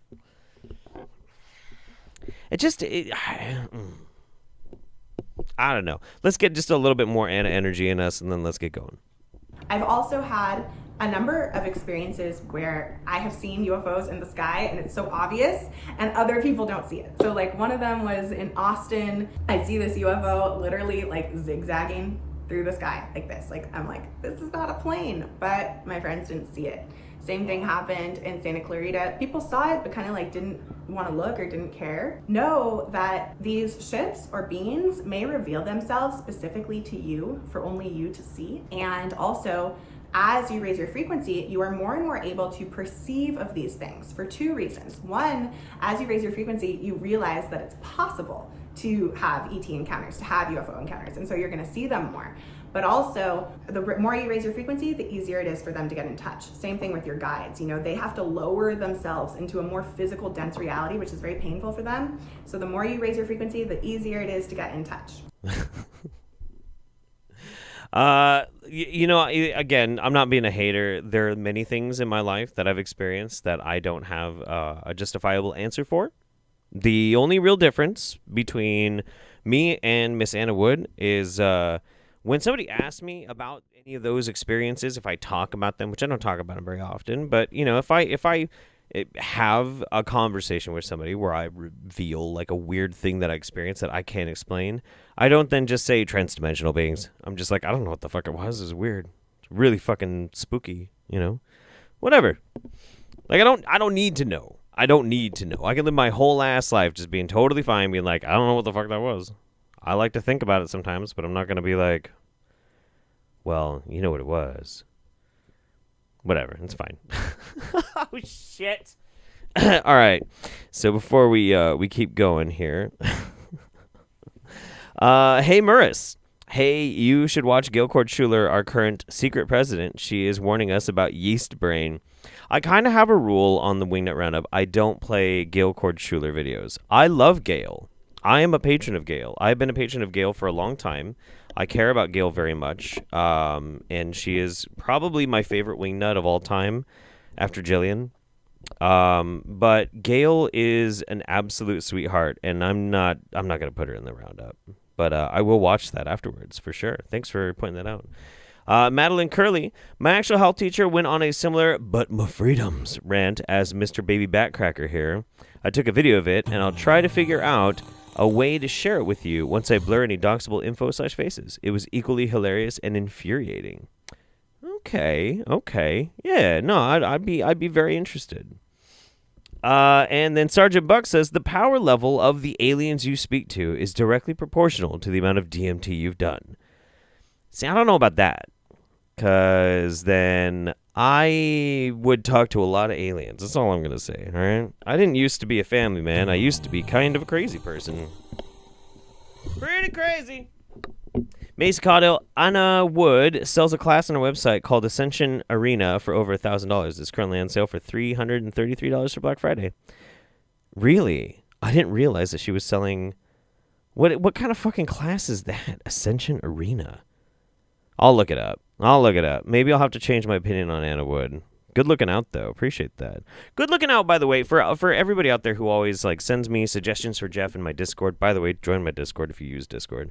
Or mails me at jeff@jeffholiday.com with like tips or info or anything like that. You guys are real MVPs. I appreciate it. I've only got 2 pairs of eyes. I only get to check on stuff so much. All right, let's go. So we're going to drift back over here to Revelations for tomorrow, destroying fake Christianity once more. He's going to inform us how... Okay, all right. He's going to inform us how to stop masturbating once and for all. Short version, MGTOW, Red Pill, Agenda 21, vaccine equals Mark, New World Order. Okay. Okay. This video will not be a rapid-fire machine gun of truth like one subscriber of mine once told me my videos are akin to, or similar, or metaphorical as, or of, or whatever, however you want to say it. Instead, this video will be much slower. In a few seconds, I'm going to slow down my speech. And I'm not going to connect other thoughts like I usually do. I'm going to tackle one single idea or topic or freedom maneuver. How to stop masturbating. Usually I invoke or involve so many other levels of truth in my videos, but this one, it's going to be kind of dry, and I don't even really want to make it, because I never make videos with this manner of... Narrator voice. It wasn't dry. And just tried to do so, and it became 40 minutes long, so hopefully I can achieve it this time, even though I really don't want to. But this is because people don't want to watch such long videos. So how do you stop? And again, a lot will not go explained, so watch the 40-minute version of this. Go on my channel, go to the videos playlist, and type in masturbating. You'll find my few videos I have on the topic, where I explain it. Listen, if you want to, you need to go search out my masturbation videos, okay? Look, listen. Fuck. Shake it off, Jeff. Okay. If you want to learn how to stop masturbating, you need to go and research my masturbation videos. Nailed it. Got it. Way more comprehensively, because there's a lot involved. It has to do with the spirit realm and all that, and I'm not going to be able to go into it. I'll briefly reference it. So how do you stop masturbating? The same is true for any sin, and how you stop is choosing to not entertain or agree with that thought. An example? Masturbating isn't a thought. Masturbating is an action. How you stop masturbating is you don't masturbate. Thanks for coming to my TED Talk. You have a spirit, you have a thought of lust. Oh, that looks good. I would like to have sex with that woman. I'd like to do this and that and the other with her. You've now formed a covenant with the spirit of lust. The effect is you're going to keep having those thoughts in you. Notice yourself as an example. Is this you? Is this almost every man you've ever met in your whole life? Yes, even women have this spirit of lust in them. They go about it. Even women? Women experience lust as well? Why didn't you ladies tell me? A bit differently, to basically trap the souls of men like the Bible tells you and destroy your soul and all that. But it's all fair game for sinners. They're all damned to hell if they don't stop sinning. The Bible tells you that. 1 John 5:3, for this is the love of God, that we keep his commandments. Not that we believe in Jesus. False doctrine. The whole thing is everything false in this world. Truth is stranger than fiction. It's way different. Everything you've been taught, even in Christianity, is a complete reversal. I'm almost getting off topic, so let's digress and regress and go back to the point. Let's refocus. Let's do it. One example, and this is even from Kevin, who I learned all this deep stuff from regarding how to quit these covenants. Imagine, and this is his example he gave back in March when the coronavirus locked down the whole society and economy. Right now it's letting up, but it's only about to close all down again for the second wave. You can read about that in the Rockefeller Playbook, Operation Lockstep. Type those 4 words into Google, go to images and find the 3 paragraphs. I thought you were talking about how women are soul trappers. Whatever. Summarizes the 3 waves. The whole point, why this is necessary to say, is because the mark of the beast spoken of in the Bible is the quantum dot vaccine tattoo technology. It might even simply just be a vaccine for the COVID-19, which they will release in a few months according to themselves. That's what the whole point of this whole thing is, and that's the final test in this world, in this kingdom, the mark of the beast. Everyone who takes it will go to hell forever. Revelation chapter 14, verse 9 through 11. Read that. I'm glad I was able to warn you of that in this video, but back to the point. And the reason it's the mark of the beast is because it contains nanotechnology, and it literally alters your DNA and genome. There will be links to videos proving that in the bottom of this, in the description of this video. So back to the point. Narrator voice. They don't prove that. His example he gave is, imagine you're a woman in this coronavirus dilemma, mayhem, and you're saying in your mind, oh no, I'm so worried my children are gonna die, they're gonna catch the virus, I'm so afraid, oh no, oh no, oh no, woe is me. She is covenanting with the spirit of fear, and I cancel all agreements with you, spirit of fear.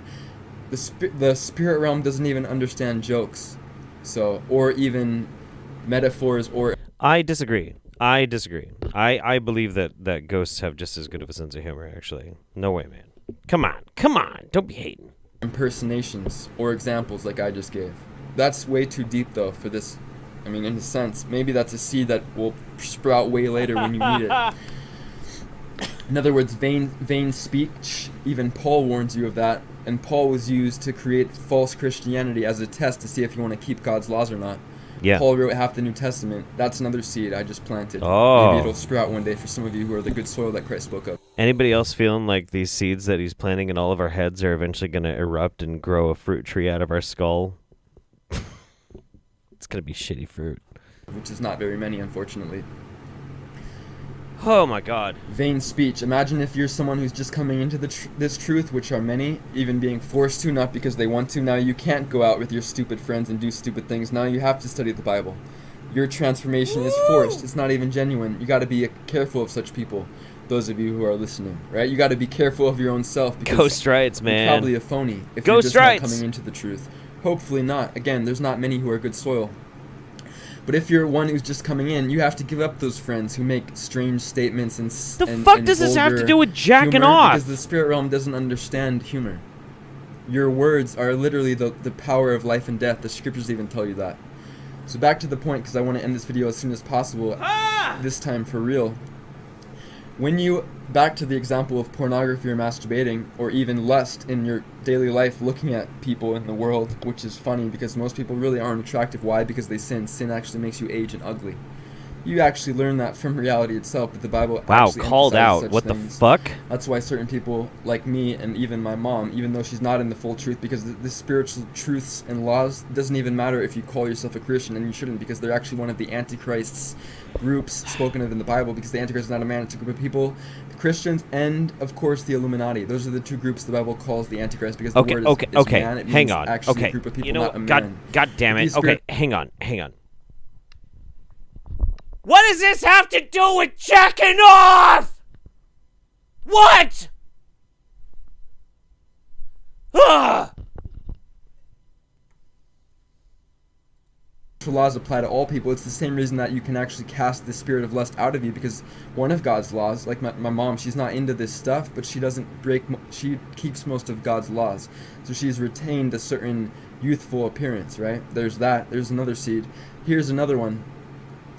The reason you can... You're talking a lot about seeds and not a lot about jacking off, dude. What the fuck? Get free of these demons is because God gave the earth to us. It's your free will. That's why they have to come to you and get you to agree with them. Then they can do their will through you and in your life and in the world at large, and even block blessings and all that, and make you die and even age and all that type of stuff by living in sin. That's the whole purpose of this entire show. The world is Satan's show. Pornography, media, lust, evil rap music, evil this, that, the other. All the people have demons in them. It's to get you to have demons in, to get you to agree with that realm, that world. James 4:4, if you're a friend of this world, you're an enemy of God. You're going to go to hell if you don't stop sinning. You need to keep God's commandments. 1 John 3:4, what is sin? Sin is breaking the Old Testament laws that they told you were back there and done away with. They weren't. 1 John 2:4, if any man says he knows God and doesn't give his God's commandments, he's a liar, and the truth is not in him. Actually, God's laws are not in him, because the book of... So I got distracted there for a second. Has he said anything at all about how to stop jacking off? Anybody? Has he? Like, has he said anything about it? Has he said anything about it? Anything at all? Like, oh my God, man. What the fuck? Yeah, evil rat. I did kind of hear that a little bit, and I was like, oh boy. Kids listen to the rap music. Is this dementia? I don't know, man. I don't know.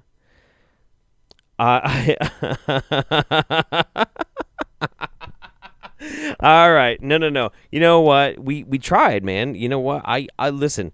Nobody can say that I don't try. If I'm going to platform somebody on this show, I try to give them a fair shake so that they can explain their point. We just watched 7 minutes. 7 minutes. 7 minutes of an 8-minute and 45-minute video, and I still don't know how exactly he's supposed to be telling us how not to jack off.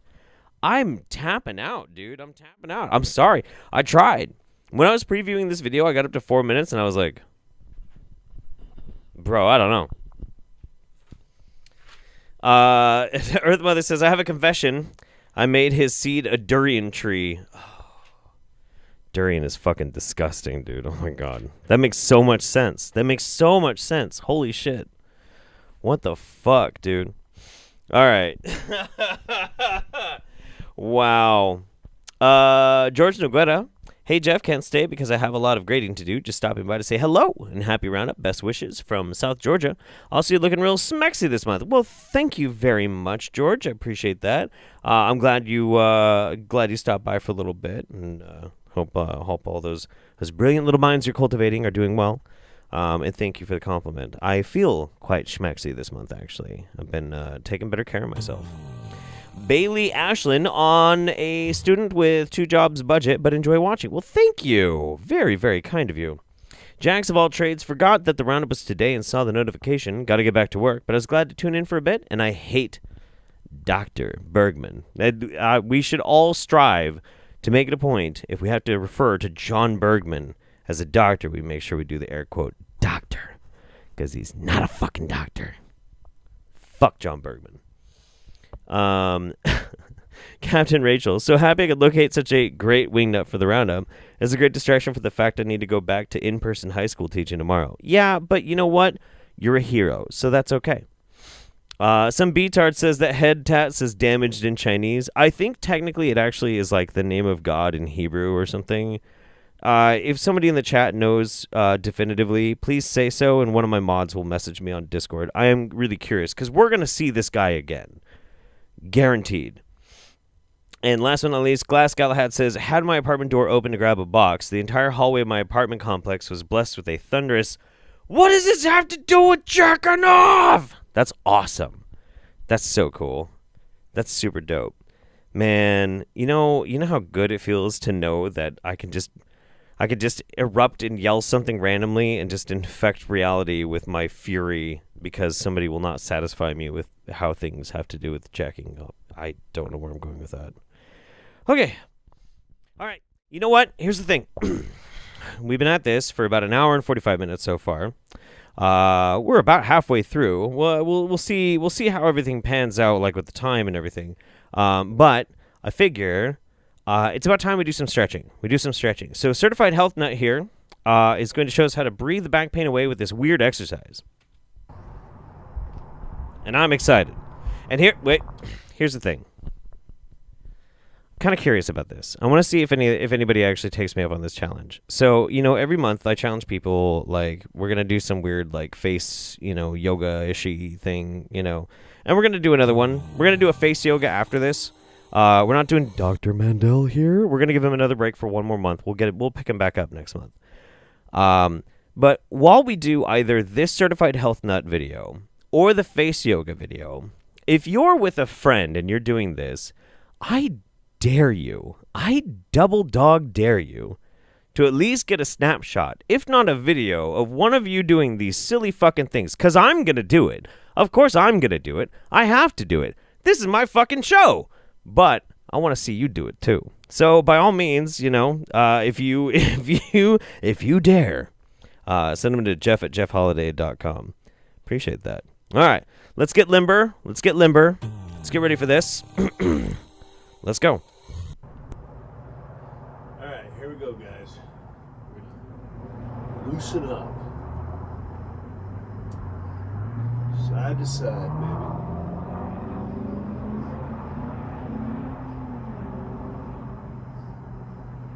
Feel that neck stretch. Closed eyes. Working on your balance. Closed eyes. If I leave my eyes closed, I will fall the fuck over. Bounce in your hips. Bounce in your groin. Make sure you get in the groin. It's very Shoulders into it a little bit.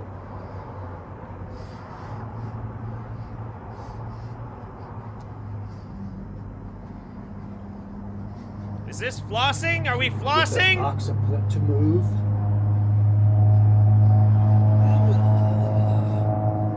This is the seizure exercise. Energetics. If If your balance isn't that good, just open up your eyes. It's good. Stretch it out, guys. Stretch it out. Shake it out. We've got a lot of show to go. Shake it out. Got a lot of show to go. The loins. A lot of get your loins shooken out. Belly.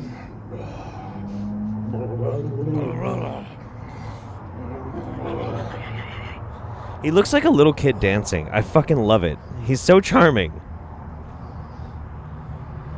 It's very Velvet Underground kind of dance, you know? You can work on the internal organs at the same time. Work on your internal organs.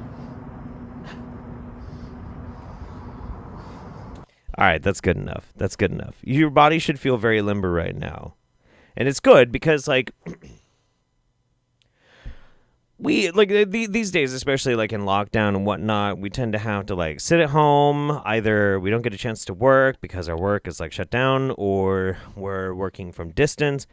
Let us sit down. It's good to get exercise. It's good to get kind of like a little bit healthier, kind of get the blood circulating. But you know what? As we're taking care of our bodies, we also have to take care of our faces. Okay, we got to take care of our faces. Our faces are, in my case, it's how I make my money. So we're gonna have to we're gonna consult an expert here. We're gonna consult the face yoga expert, and she's going to show us how to have a fantastic workout for our face. And you have to do this with me. You do. I'm sorry. There's no excuses. I'm sorry.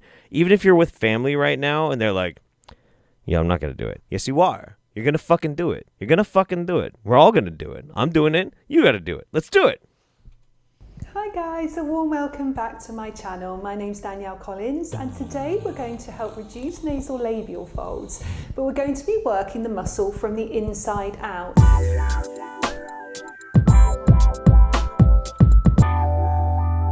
The lovely thing about the mouth and the cheek muscles is we can I know what's lovely about Earth Mother says the unspoken name of God in Hebrew is Yod Hey Wow Hey. Oh, I guess that is actually. No, wait, maybe that isn't it. Shit. I don't know what's tattooed on that dude's head. What the fuck? All right, anyway, we're in face yoga. We're in face yoga. Stem from the inside of the mouth. Often we're working from the outside, but today we're really going to go that little bit deeper. So good for tension relief, so good for lifting and smoothing as well. It's good to get deep. It's super important you have clean hands. So if you need to pause the video for a moment and wash your hands, please do so, because we are going inside the mouth. Then what you're going to do is take an index finger. We're going to start on whichever side you like. Take the thumb of the other hand and we're going to work it inside up that area, here to here. So let's do it together, because it's difficult to talk and do it at the same time. Oh. Oh.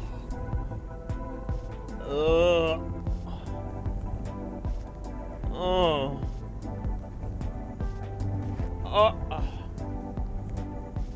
So we've done 10 one side, let's do 10 the other side, really feeling that tension relief and that muscle lifting.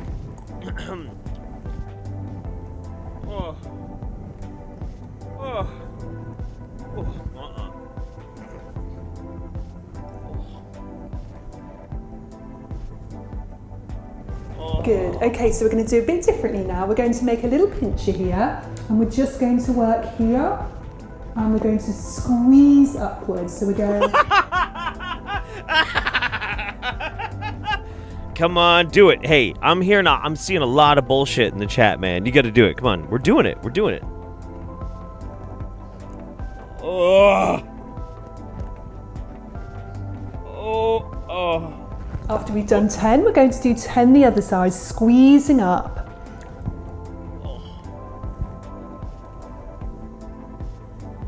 My finger tastes like shit. Not like actual shit, but just like... not good. Sweaty. Tastes sweaty. Sweating like a motherfucker in here. Release down. So you should feel a lot more energy around this area now. It's a really good one to do daily. If you'd like... I feel shame. Does that count? Does that qualify? Ah, man. Nah, it's good. You know what? Here's the thing, though. When we do these silly, like, audience participation things, you know what? You who actually do it, you're the real MVPs. You are. Yeah, I love you. I love you. Just the concept of somebody actually doing this stupid shit with me is just fantastic. It's like, oh, it's my favorite. Man. Okay. Oh, shit. Okay. Yeah. Yeah, all right. All right.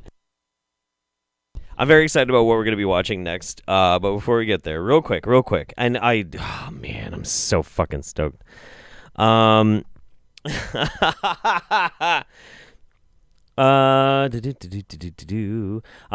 Zarnt says, got you up on the lappy and the X-Bone, but they're not synced up. Got a great echo going on. F, not a Dr. Bergman. Yeah, fuck him. Koi. Nothing he can say can stop me from cranking the old joystick. Yo, for real. Like, we watch NoFap videos every now and then on the Wingnut Roundup. Do whatever the fuck you want, man. Come on. Like, the people, you know the thing. Actually, you know what? No, I'm gonna make it a point. I'm gonna make it a point here. If somebody can control in the way that you experience pleasure in your own fucking personal ass time, then they're already got their fucking hooks in you. And next thing they're gonna do is they're gonna try and sell something to you. Fuck that. When somebody's like, you know how much you should masturbate? Tell them to fuck off. That's what you should do. Anyway. Yami Jackie says, yeah, Jackie has the most important question. Can she run her fingers through your hair? Yes, of course. Of course. I've got a little bit of Ewan hair going on right now because I haven't been able to get a haircut due to the coronavirus. Savannah Tick says, Roundup happily ended on my birthday this year. Thanks, Daddy Jeff. Love ya and hope you and your family are doing well. Fiance and I will, of course, join you in these no doubt scientifically proven stretches. Fantastic. Excellent. And happy birthday, Savannah. Alphabet Soup 3000, that felt good, but it started to interfere with my actually breathing, so I'll just do the face stretches. Yeah, I don't know. I got winded from that certified health nut shit. I've been doing better, but I could use some more exercise, that's for sure. I've been stuck inside way too much. So, context. Got to give you context for the next videos. This video showed up on TikTok. It's stupid as fuck. And then another video showed up on TikTok, and it is also stupid as fuck. And then somebody on TikTok responded, and it's fucking brilliant. We're going to watch all three. But here's the thing. Here's the big problem. I'll have to read it after we do this one, but yeah, thank you, buddy. Here's the problem, though, is that TikToks always have licensed music, so I can't show you it with the regular music. So instead, we have replaced the music that is copywritten, and instead we've replaced it with Shitty Flute. And if you are not subscribed to Shitty Flute, there's a link in the description below, and you can go and subscribe to Shitty Flute, because Shitty Flute is hilarious. And here we go. Let's watch the first one. Shivambu.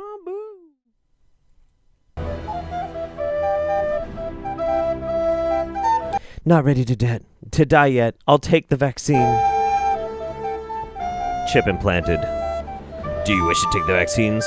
No. Do you understand that if you deny it, you will be killed? I know. Take her away. You can still change your mind.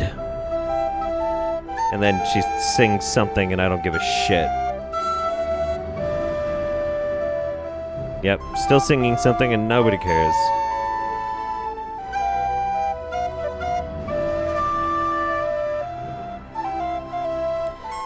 Well done, good and faithful servant. All right. So that was the first one. A pantomimed telling of a forced government vaccine chip implementation program that then turns into somebody martyring themselves for the cause of maintaining true and not getting the mark of the beast, and so they go to heaven. And so it took 2 days, and then another suspiciously similar-looking human being to the first one decided to completely rip that one off. Let's watch.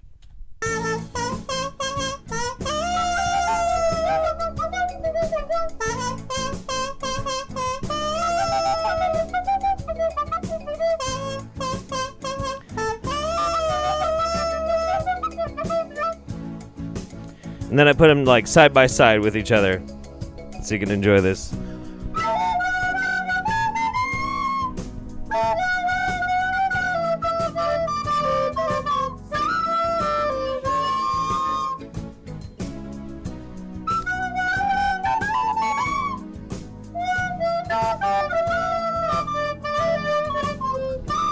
The best part about this... Oh, shit. Hang on. All right, the best part about this, though...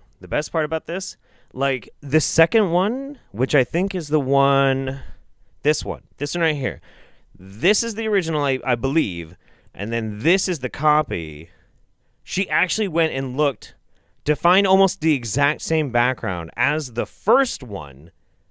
Like,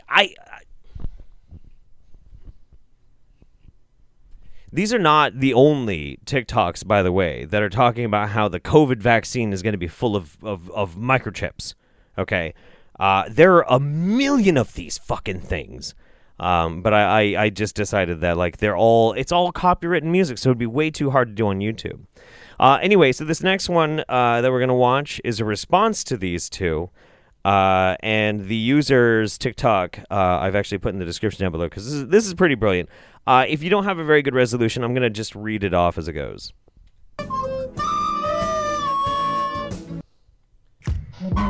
I'm not ready to die. I'll take the vaccine.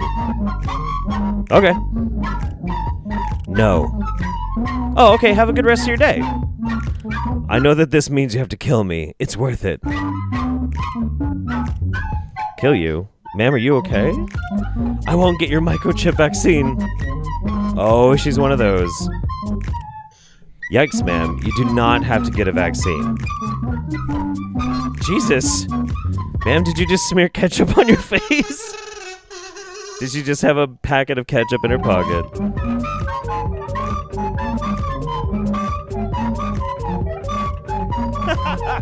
Fuck it. Yeah, so big ups to man, I wish I could remember what I wrote in the description for that one actually. Let me go find it real quick. Alexandra White Eyes. Big ups for that one. That's pretty dope. That's pretty great. I don't habitually watch a whole lot of TikToks. Maybe more than I should. I don't know. But let me catch up real super quick here. Kevin Roberts, yo Jeff, long-time lurkers, my wife and I, we just want to thank you for all the humor with all these wingnuts. If you could shout out to us, her name is Tiffany. Oh yeah, I love embarrassing her every chance I get. Kevin and Tiffany. Sounds fantastic. Sounds like a power couple. From my family to yours, Kevin and Tiffany, I hope you guys are doing smashingly well and getting ripped up with me. Straggling Shadow, now that I've rewashed my hand, can you say hi to my buddy Durf, who's listening? What's up, Durf? How's it going? Say hi to Durf. Hello, Durf. Yeah, that's right. And Cobalt Siren, happiest holidays from your friends in Albany, Oregon. Hell yeah. What's going on, guys? Yeah. All right. So, Memory is going to give me a quick break. And yeah. Did you already watch the Certified Health Nut? We did. Yeah. We did the health nut. Yeah. No, we got stretched. We're all limber now. Yeah. Good. Be limber. I need to put on your headphones first, sir. Yes. They're all sweaty. Sorry. Oh. How yummy. Yeah. Videos and you're good. All right. Cool. Hi, chat. Did you miss me? Long time no see. I know. It's been, what, a month? I'm going to look at the chat for half a second, and then I'll play the video, because, yeah, hi, guys. I love you. Aw, you guys are always so incredibly sweet to me when I come on the Roundup, and I just wanted to, I don't know, I'm feeling very appreciative this month, and I just wanted to say thank you. I love all of you. You're all just absolute sweethearts. And yeah, let's get on with the show, okay? Today's Thursday, November 5th, 2020, and today I'm just going to explain as simply as I can why people make up animals. That's weird. And it's nothing new. Way back in the day, if you've ever looked at really old maps that have oceans on it, you'll usually see a few scary ocean monsters drawn on the map. And people have been telling tall tales of fake animals probably since the beginning. And people still come up with them. I guess chupacabra is pretty recent invention, and it's just nothing new. Chupacabra is not a recent invention. That is a folk tale. The chupacabra is not a real animal. Hans Wormhat. Hans Wormhat. The chupacabra isn't real. At least he got that one right, right? Oh my god, no. Wait, why Satan fakes animals? That's the right one, yeah? Use the mouse, Luke. But that's the right one? Yeah. Okay, I just wanted to make sure I didn't like accidentally go to a different video. Why is it not playing now? There we go. Oh, it's muted. I accidentally muted it. What the hell? Nowadays, it's just a little bit more advanced. They have CGI and animatronics. There's Wolpertinger. It's just nothing new. The platypus, people knew that the platypus was a hoax when they first came out with it. The platypus is so weird that scientists, even the scientists, thought the first specimen was a hoax. And they were right. But they're not. But there's this whole concept of a big lie. The platypus is a real if you tell animal. a lie big enough and keep repeating it, people will eventually come to believe it. And so just like the platypus... It's totally a psyop memory. The scientists at the time, they knew it was a hoax, but they just kept telling the lie over and over and over again, and it's just been adopted, and people just assume it's true. No, platypus are not real. That's one of the biggest animals that they use to try to push evolution. When you start to get... Also, the plural of platypus is platypuses. It is. It's not platypi. It's not platypi. You can't mix Greek and Latin. Platypuses. Yep. Just like octopuses. It's octopuses. It's not octopi. You can't. No Greek and Latin. Platypuses. The hang of what the fake animals also, are. I'm gonna just say, the fake animals I'm are looking the hot ones tonight. that you don't see running around outside like squirrels and cats and dogs. With my the fake animals are the defend special equality. ones that you need to see on the TV or at the zoo. And we're going to get into one that you see at the zoo in particular in a second. But anyways, you get the feel for what the big animals are, the big fake animals. And they're the media favorites, too. The media loves the fake animals more than anything. That's why the WWF isn't This is how just serious like I'm a taking squirrel Hans Wormhat or a dog right now. or something. Probably It's right. a panda. And that's why Australia is all about the koala. I mean, they're all about the kangaroo too, but kangaroos are real, so you really see the koala push. Wait, okay, so kangaroos are real. Kangaroos are real. But koalas aren't? Koalas are fake. What? Look. Why are kangaroos real but koalas are not? I don't understand the logic. Have you looked into it? Yes, they're all real. Are you sure? Yes. Oh. Yeah. Speaking of which, have you ever seen a wet koala? They are fucking terrifying. They are. They're even more terrifying than a wet cat. Yeah, they're like, real mean.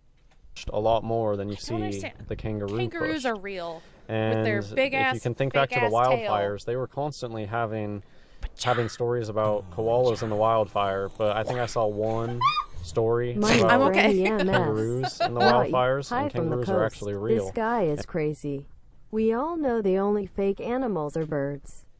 They were genocided by the government in the 70s and replaced with robo-drones. I forgot about that, yeah. Yeah, and they land on power lines to recharge their batteries. So we got a transmission from the Earth Mother. It says, my favorite Earth Child memory. Thanks, Earth Mother. I Very appreciate sweet. you. That's very sweet. And they just make all these stories about I'm gonna the just stuffed keep animals. standing sideways. People would go out into the woods wherever they keep these plushies up in the trees, and they would save the plushies, and then they love to make their viral video with all the plushies in their car. Oh, look at these things that I saved. And yeah, there was some bad footage out of that. Anyways, Hans Wormhat is getting boring. I'm going to spend probably the bulk of this video just talking about this one fake animal in particular. Wait, ass is real. Not a fake animal. Ass in is that real. It's not alive. It's sorry. that they take an animal that Ass is alive. is real.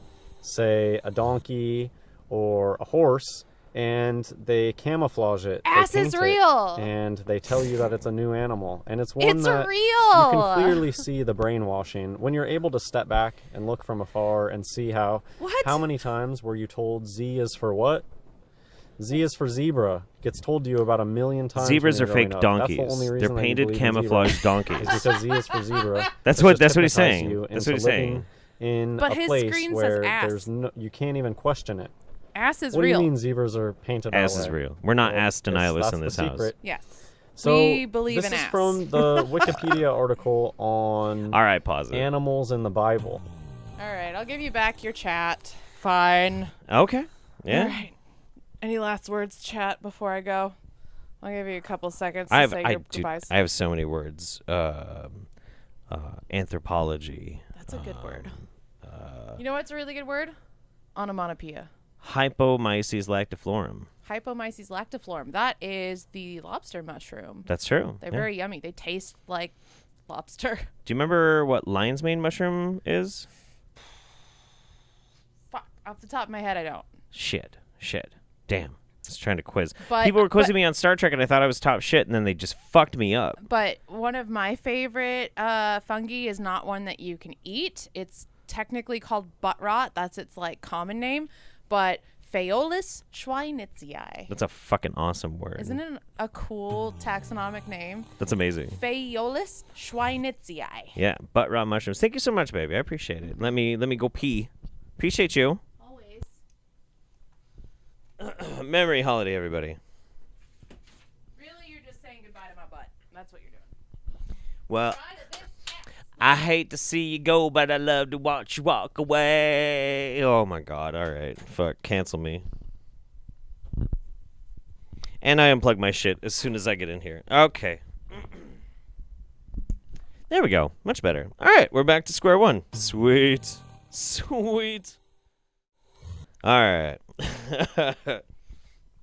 Alright, so where we at? I had to pay.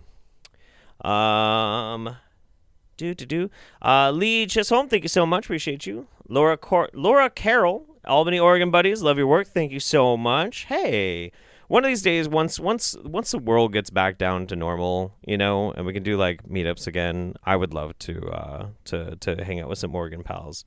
That'd be great. Straggling Shadow, Perry the Platypus might be fiction, but platypuses are not. Indeed. Brand Dever, thank you again so much. Money for Mems, yay. Hi from the coast. This guy is crazy. We all know only fake animals are birds. And you guys heard the rest. Kokodabura, as an Australian, I can confirm that along with the platypus, we are just, in general, not real. Hashtag, stay woke, fam. Lee Chisholm, missed a message in SuperChats number 1. You've been my fave YouTuber for years. Much love to you, Mems, and Earth Mother, all the way from Canada. Thank you so much. I hope I didn't miss him. It didn't go through the first time you sent it. I see. Got it. Jay Bopri, Australia isn't real. According to some people, that is the rumor, actually, yeah. Tortitude personified. Hey, Jeff and Mems, myself, my husband, and our spicy cats wish you a happy holiday season from Philly. Fuck yeah, dude. Philly's strong. Man, Philadelphia has done nothing but impress the shit out of me this year. Holy fuck. Your city's wild, man. Aaron Chandler, who's going to feast on Earth's sky and drink their rivers dry? Well, we can all try together. Let me clean up the line here a little bit. We watch so many videos that by like halfway through the roundup, I need to start like closing some of them because like they don't all fit in the tabs. You know, we watch a lot of stuff. Man, all right, we're in the pocket now, though, man. We're in the pocket now. Okay, this one's a little hard to watch. This one's a little fucking weird. All right, in a similar vein to Hans Wormhat. This is from Macy Kinder. And I kind of wanted to make a point of saying something, too. There are some wingnuts that I have been featuring lately who are much smaller creators. And I usually tend to try and be very responsible with my platform. I don't want to be like some big sledgehammer motherfucker coming through and finding somebody who's just got like some really stupid, crazy opinions and like I feature them for the purposes of trying to be mean to them. That's not necessarily the case, and that's why a lot of times I'll find somebody who might have a really wacky video, but they're otherwise just totally fine, and so I don't feature them. You know, I don't put them on the roundup. Every time now that I do have a smaller creator like this, they are a COVID denialist. Every single one. Or they think like that the vaccine for COVID is like the mark of the beast. In which case, I don't feel bad. I don't feel bad at all. So I just wanted to put that caveat out there. All right. They're not going to forget their prize projects, the monkeys. This is Monkeys, the closest thing to cloning a human. Yep. This is the closest thing to human that they made. The monkeys. Ain't no damn clones. Unless you call a monkey a clone, because this is the closest thing to humans that they made, as far as I'm concerned. Monkeys aren't real. And you got to know the monkey is part human. Look at that. I don't know what this is right here. They made this too. Very, very, very clever. Very clever. All right, keep going. Hit me with because it. It's a dragon. But it's one of them that's in there experimenting with different animals to make animals. You know what I'm saying? Nope. That's all they are. They're the ones that put these things together in the labs. Taking our DNA, mixing it up with some animal. This looked like they mixed it up with a skunk. And then they made these. That wasn't a skunk? Maybe it was just like kind of like a monkey that had very similar skunk patterns. But yeah, no, they made monkeys. These things right here. Look at the hands of it. That look like a human hand. I can't even... Oh, okay, I see it. They made the monkey. We found that out from Mag. They made this monkey too. Wow. Okay. No, I just found it so fascinating that this was so similar to Hans Wormhat. I was like, dude, we definitely gotta check this out after Hans. Monkeys aren't real. It's not... Listen, it's not that there are similar patterns of evolution throughout history, and that there might be some very similar biological traits. Nah, they made the monkey. Okie dokie. We're in the pipe, baby. 5x5. 1, 2, 3, 4, 5, 6, 7. 7 videos to go. 45 minutes to do it in. Can we do it? I believe that we can. I am really curious. What is the next one? Oh, fuck. Okay. All right. Yeah. All right. Rotsoy says, my favorite fungi is Phaeolus ravenelli. Common name, Ravenel's stinkhorn. Anywho, love you, Jeff and Mems. Awesome, dude. I love mycology. Mycology is fascinating. One thing that I think is really interesting about mycology is that, genetically speaking, fungi are not really any closer to plants than they are to like animals, human beings, whatever. They're an entirely different kingdom, and they play by entirely different fucking rules than anything else. They don't operate by the same rules that a plant does. They don't operate on the same rules that any kind of animal does. It absolutely fascinating shit, man. Fascinating. Fungi are incredible. Also, fun trivia fact about the Holiday family. Memory was studying to be a mycologist before she began working in the current job field that she works now, which is information technology. Turtitude personified. My husband told me that Gritty says hi to the chat. What's up? That's right. Hell yeah, dude. Gritty's dope as fuck. Glaz Galahad, for anyone who's curious, the monkey shown was a black and white colobus. Super interesting animals. They're known to have massive troops. Cool. That's awesome. Hey, guys, we're learning. We're not only having fun and goofing off, we're learning. Thanks to you. Thank you very much. Thank you so much. Okay.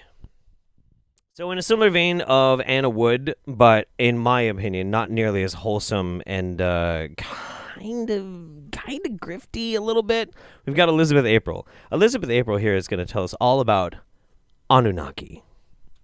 And so essentially, the Anunnaki created us. Once again, the pros are we have their DNA within us.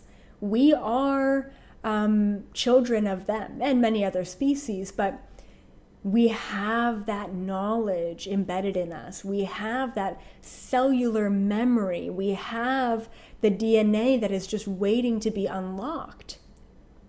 We have that, which is really cool.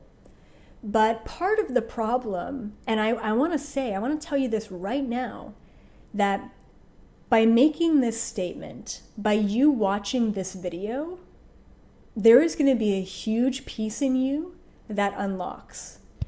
Are you guys ready to have a piece of you unlocked? I mean, you come for you come for the laughs, you come for the fun, but you know what? You're going to learn things about monkey species, and we're going to unlock a piece of you. You ready? Let's go. It's going to be very similar to the video that I did about the children and how we are the ones that got away, right? And there was this huge unlocking at a deep emotional level that allowed you to realize the position that you're in, to help at an energetic level to free the rest of the children who are not free. Now, that was more of an emotional connection and release.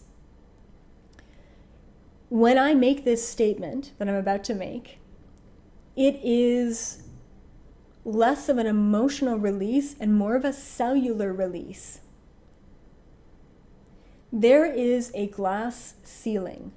There is a glass wall that is all around us, each and every human being. It's a wall, which means that it creates a container. It creates limitations. But the problem with this wall, being glass, is that we are unable to actually see or perceive the wall itself. Okay, let's take some bets. Is this going to be, one, a self-help pseudo-psychological experiment talking about how we don't deal with our resolved issues, or is this going to be a metaphysical metaphor for a way in which we're closed off spiritually from the rest of the world? Place your bets now. We have no idea that we're being limited in this particular way. And it is directly in relation to our Anunnaki lineage and connection. So here's what it is. Do we have our answer yet? The Anunnaki created human beings, and I want to say they created us, but they took the resources that were already on this planet and they advanced and amplified those resources. They actually created many different versions, maybe Gen 1, Gen 2, Gen 3, of human beings. One of the very first versions that they created of us, we were unable to reproduce. What? Because that allowed them to contain the population. But the problem with having so much control around the population of humans is they needed to be constantly creating us as we died, right? Okay. And so that kind of got a little bit daunting. So much like in The Matrix, because I have heard her definitely make references to The Matrix. They were growing us in pods. They're growing us in pods, but we were sterile. And so they needed probably, I think this is what she's going to say, is they needed to then change us to then be able to breed to make more of the workforce for the Anunnaki. Am I going to be right? For them. And so they then, Gen 2 or 3 or 5, I don't know what generation it was, but they eventually ended up allowing us to procreate. Just imagine that, just for a second, that they were so powerful in their ability to manipulate genetics that they actually blocked our ability to procreate. What bastards. And that, of course, is where you hear a lot of the cabal, a lot of the elites and the Illuminati, you know, and their want and need to suppress our ability to procreate or to limit our expanding population. Oh, right? I mean, okay. We hear a lot of that even today, because our strength is and always has been in our numbers. We don't realize that because we have been so taught to be one versus the other, right? Okay. Us versus them mentality. Whether it's your skin color or your race or your religion or your language or your belief or the amount of money in your bank account. It's always this energy of us versus them. And so, she's getting really boring, but I actually kind of want to I kind of want to understand her point. So I'm just going to give her just a little bit longer. And because we're always blaming the other human, Go. we're never realizing who's really in control. And they aren't human at all. So why do we have the glass barriers? Why? Okay. So this is the kicker. Okay. This is the thing that will unlock you. This is the thing that will allow you to become fully sovereign. The Anunnaki created the human beings for their own wants, needs, and possession. Yeah, to go And get the some reason fast why food they created when we're humans feeling lazy. Was to be a slave race. They created human beings to be slaves. And so they implanted glass things to keep us separated from each other. Okay, all right, fine. Blah blah blah blah. I can't. I want to humor it for longer, and I want to hear more of her central thesis on it, but I just cannot. I cannot. I'm so squirrely right now. I'm I don't know. I'm hyperactive. Earth Mother also has some comments here about about our mushrooms. Earth Mother says, "What's wrong with you people? I literally made cubensis and cyanescens to be your favorite mushrooms. We offended the Earth Mother. She made us fun mushrooms, and now we're all be like, yeah, but I like other mushrooms." No. Sorry, Earth Mother. Everybody's got their own style. As far as what Elizabeth April was talking about, listen, there's all sorts of different psychological problems that you could point to on why we feel so disconnected with each other. There's tons. We as a species, we tend to like to group together. We like to find ways to categorize very succinctly into little labels and political groups or countries and communities. And we rarely do this for the sake of trying to do it for efficiency. We don't do it for efficiency. Human beings don't do things for efficiency. That's not how we operate. We do it for the sake of competition, and that in many ways leads us to a very negative place. And that negative place is alienation. That negative place is a way of feeling combative or adversarial to each other. It happens all the time. And if it didn't happen on grand stages like debate stages and elections and political points of view, if it didn't happen there, it would happen small in our little insular communities, in our families.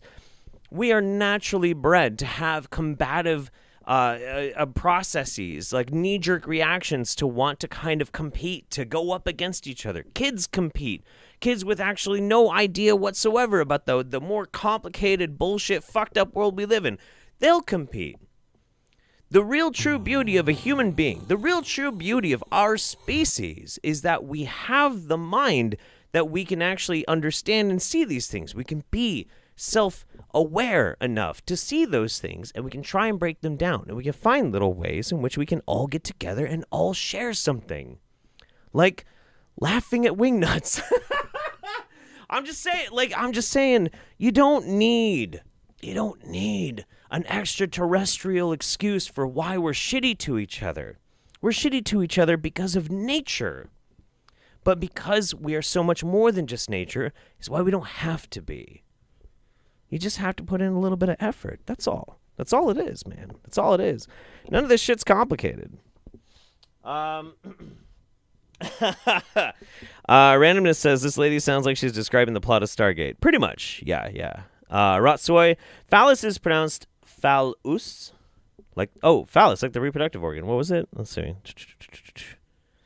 Phallus Revanelli. Oh, cool. The stinkhorn mushroom family looks phallic. My joke went to the wrong airport. I'm sorry. No, I get it now. Lloydie says, little late, but those seeds, if they were from his head, that fruit is going to be good. Lots of fertilizer in there. That is a very good joke. Any urine fetish videos yet? Not yet. Not yet. All right, we're going to have a brief interlude from Joseph Sikora here. He's going to tell us what the definition of hypocrisy is. For those who feel we need to quarantine over something that may be real or not, realize the premise of the quarantine is to save you from a virus. They are afraid of mass extinction over this virus. But since 1981, the vaccinations into babies that have been killing them at a rate of 4,600 or more a day. 4,600 or more a day babies are being killed with vaccines. Oh, okay. Has been allowed to go on with no pandemic. But you people want to have a quarantine over something you don't even know anything about? I can tell you for a fact that babies are being murdered by vaccination at day one. We have the highest infant mortality rate in history. We have the highest infant mortality rate in the world. Both not true. Period. No. But you're worried about a fucking virus? Yeah. You will let babies die and think nothing of it? That's pretty hypocritical. No. I mean, you know what? If reality was as you described, then I might agree with you. However, it's not. It just simply isn't. I'm sorry, my buddy. I'm sorry. Joseph Sikora seems like a guy who has a lot of pain that has led him to be very bitter and angry and fall into some very, very shitty ideas. And for that, he has my sympathy. He has my empathy. I extend to him my humanity. However, trying to regurgitate really stupid, shitty, dangerous, potentially lethal ideas into the world is grotesque. It's fucked up. It's disgusting. And you're an asshole for doing it. So fuck you. You know, I mean, it sucks. I hope you get better. You know, I don't wish any harm on you or anything, but like, dude, fucking do better, dude. Do better, my dude. Oh boy. We're going to have a little bleed over with the October Roundup too. Just a little bit. But before we do that, Queen of the Creeds is dropping in during a break after a customer cussed out another customer for asking him to step back. Can't wait to watch this after work and laugh. Hell yeah. Well, I hope when you see it on the replay, you see me say this to you. Hi, I love you. You're fantastic. You're the best. I've been drinking wine. All right. Here is, if you guys remember last month on the channel JS Garrett, we learned all about slut water. And so on November, we're going to learn about apocalypse water. It's kind of similar, but also it's different.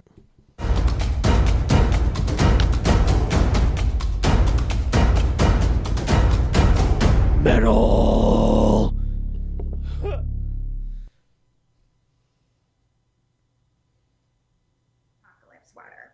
So Apocalypse Water, I created during the virus frequency hijacking rate, or I actually created it for the virus frequency hijacking rate that myself, JS, JD Temple, and Orly Stewart performed as a group ritual for hire on Easter this year.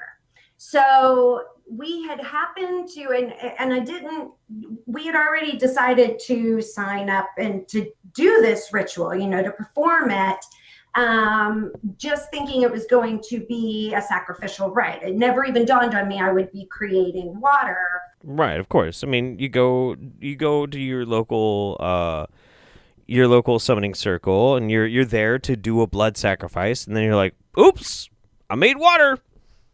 Or something like It's that. happened to me. Or a magical elixir.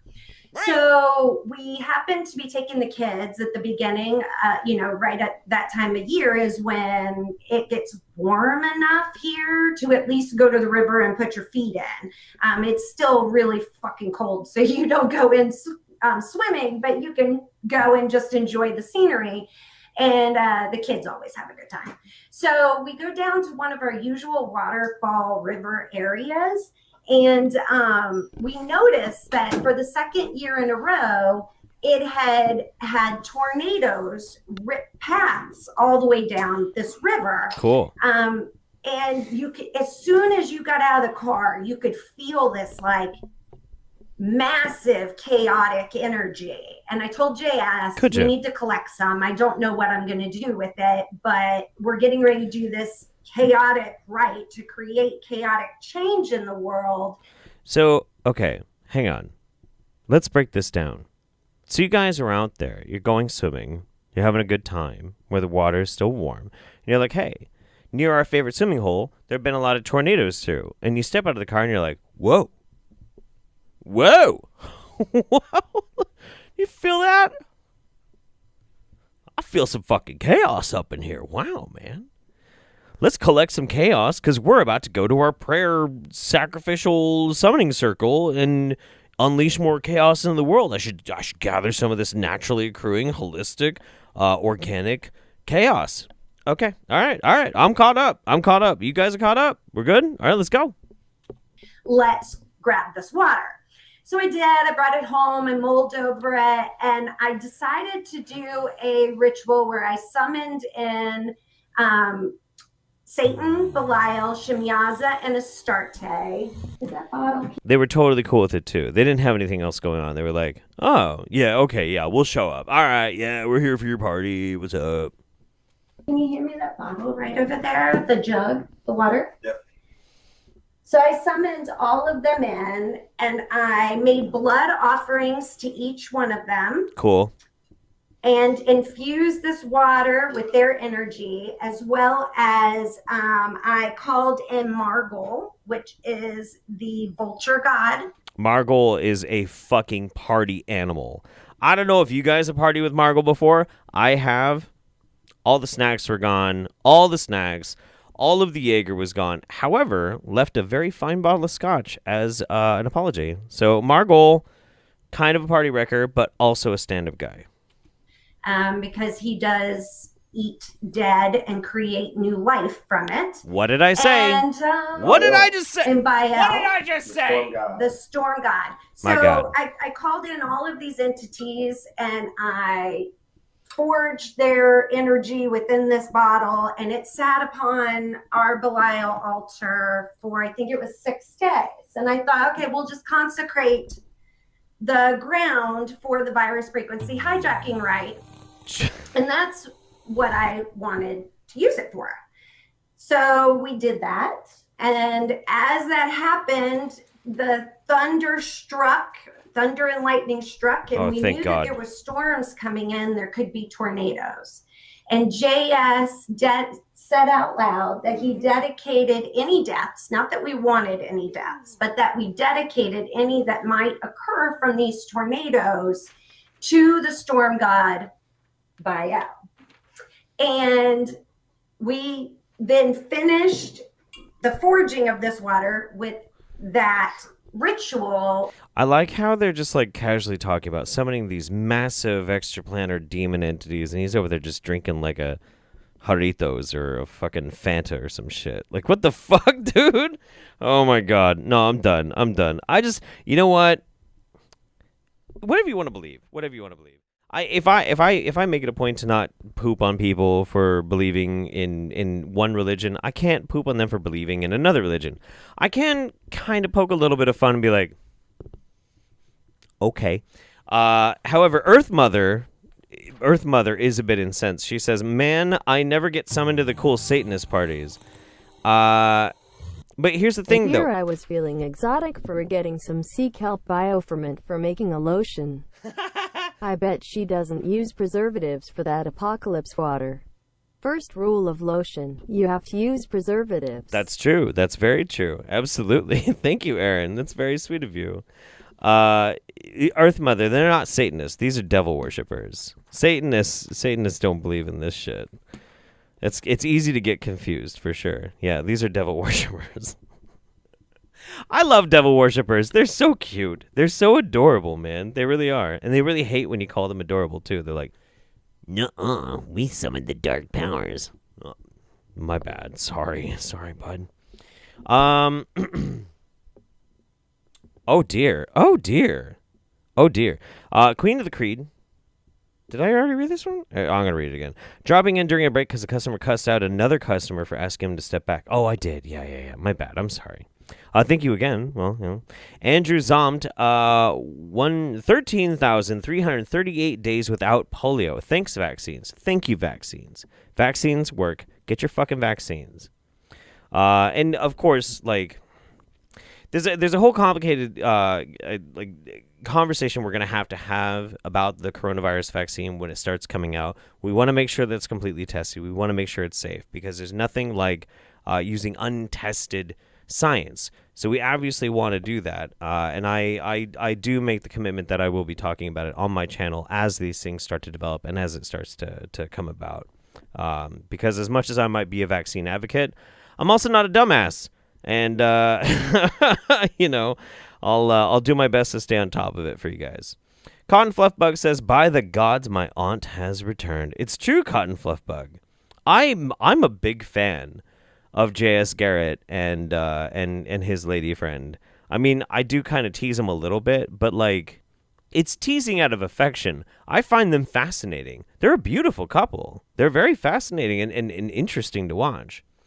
Emily Crest says, "As a third-year medical student, getting wine drunk watching you cover anti-vaxxers, chiropractors, and other wingnuts is my coping mechanism." It's my coping mechanism, too. So, like, we're all doing it together. And once again, thank you very much, Aaron. Okay. All right. Here's the thing, man. We just got done listening to a bunch of devil worshippers. We need to go, and we need to tackle this from the other side. You guys ready for this? It's my boy. It's your boy. It's our boy. It's our favorite. Oh, yeah. Oh, yeah. Oh, yeah.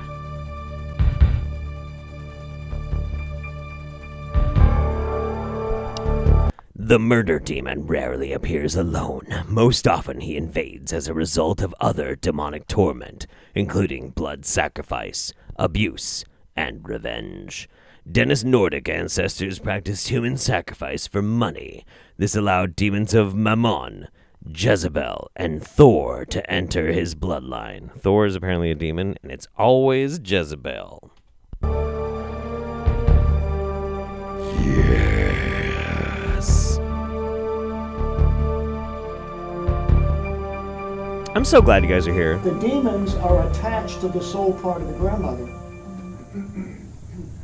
So by the sword of the Spirit and a good Russian Bible, oh my, I divide Nadia not just from death, but from hate and anger.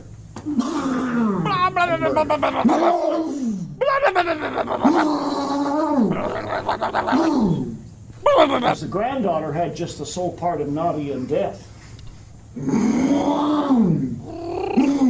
Oh, wow. Murder. How many generations? Murder. How many? How many generations?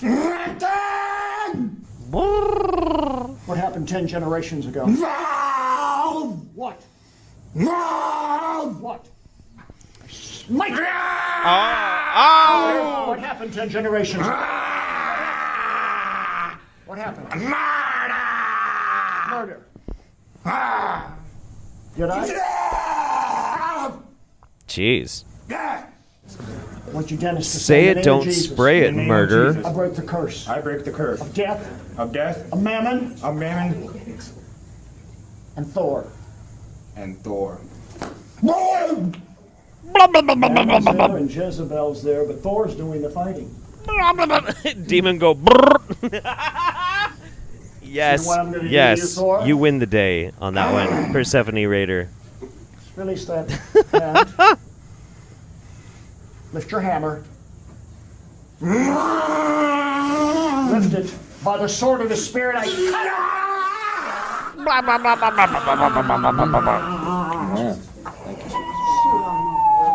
You guys laugh, but I watch this shit on like my free time when I'm just kind of like chilling out. I'll just be like playing I'm playing Jedi Fallen Order right now, and I've had such a good time getting ready for this roundup, like just playing that fucking game and watching this kind of shit. I do this all the time. This is my bread and butter, man. One of Ileana's ancestors committed adultery. A demon of revenge led his wife to murder. Bob must minister to the wife's soul part in Ileana before sending revenge and murder to the pit. This exorcism is translated in Russian.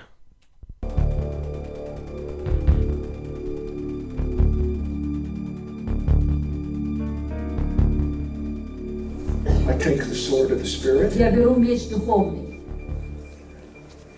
And I strike you, Satan, for judgment. Is he gonna put it in her butt? He's gonna put it in her butt, dude. Are you ready for this? Are you ready for this? Oh my god. Сражаю тебя, сатана, судом. Get up and face me. Поднимайся и посмотри на меня. Who are you? Кто ты? Your name, Spirit! Твое имя, дух. Кто ты? Месть. Revenge. Revenge. Revenge. What happened 12 generations ago? Что произошло 12 поколений Tell назад? me, what happened 12 generations Что ago? произошло 12 поколений назад? Женщина убила. The woman killed the man. Why? За что? Molestation. What did he do? За что? Измена. Unfaithfulness. Infidelity. He was unfaithful, so you killed him. Я убил. Yes, I killed.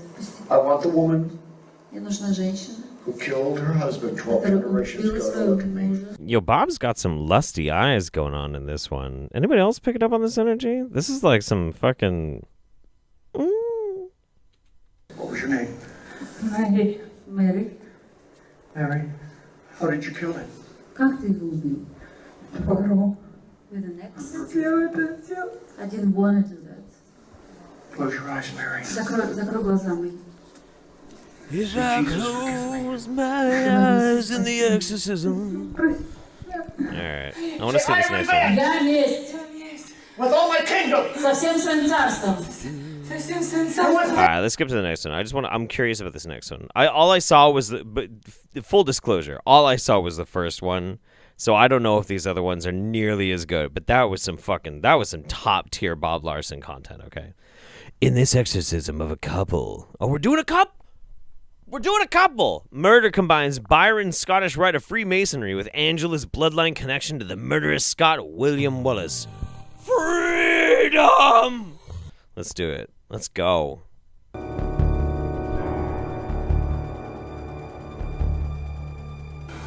Gonna tell me who you are? Or do I have to put a sword through you to get your attention? We started right off with the butt fuck of the Bible. Answer me! Murder. Look at me, Spirit. What happened 15 generations ago? Was it warfare or private murder? Warfare. What ancestry? William Wallace. And William Wallace in Scotland draws power from the Scottish Rite Freemasonry in him. Is that interesting or what? I want murder in this man to watch what's got to happen over here. Murder! Let's watch this couple get tag teamed by an older male. Murder. Have no more right Have no more right to this woman. to this woman. The curse. The curse. William Wallace. William Wallace. Of 15 generations. 15 generations. Of blood. Of blood. Is lifted. is lifted. Let that curse I command you murder. We go. We go. Now! Now. Two. A different video. What the fuck? Fuck off. Jesus Christ, man. Holy shit. I'm having a good time. I'm having a really great time. But at the same time, I'm like, let's keep up the energy. Fuck, man. Nikki Herzog, I used to make some of those same noises as a kid, but I was pretending to be a horse, not possessed. Pretend is so good. Isn't that like the thing that is like the biggest casualty of getting old, is losing that sense of, not imagination. I've got a great imagination. I imagine all sorts of raunchy, lewd, and lascivious things. Wait, no, hang on. I imagine all sorts of wonderful, beneficial, awesome, wholesome things all the time. But I don't have that sense of pretend. I don't pretend anymore, and I haven't for a very long time. I feel like when you stop pretending, you lose something very, very important. Maybe there's a way to get that back. Maybe. That would be an interesting experience to embark upon. I'm just talking. Tanks777, I'd moan like that too if Chris Hemsworth was inside of me and I'm a lesbian. I think that's actually a universal truth, is that regardless of whatever proclivities you may have, you have to accept that Chris Hemsworth is a very beautiful human being. Very beautiful. Objectively speaking. I mean, you know, if you're into that sort of delicious, beautiful, perfect skin, chiseled.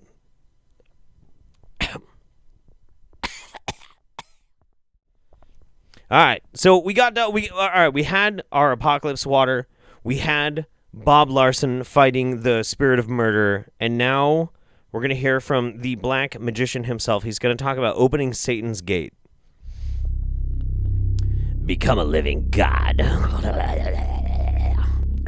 Hi, I'm E.A. Coetting. Hey. About 3 years ago, I started an experiment calling forth the 9 demonic gatekeepers, opening the gates to the Infernal Empire. Yeah. And allowing these powers to come through to transform me and to transform the world around me. Amazing. This has been the most successful magical experiment of my life. And the final chapter of this experiment, The Gate of Satan, is going to be released December 29th. Okay, well, real quick. I have questions. So this is a big magical, spiritual, ritual hoobajoo. What you say it's successful, but in what way? Can you provide for me some way in which you see an effect happening because of your ritual? I would like to know.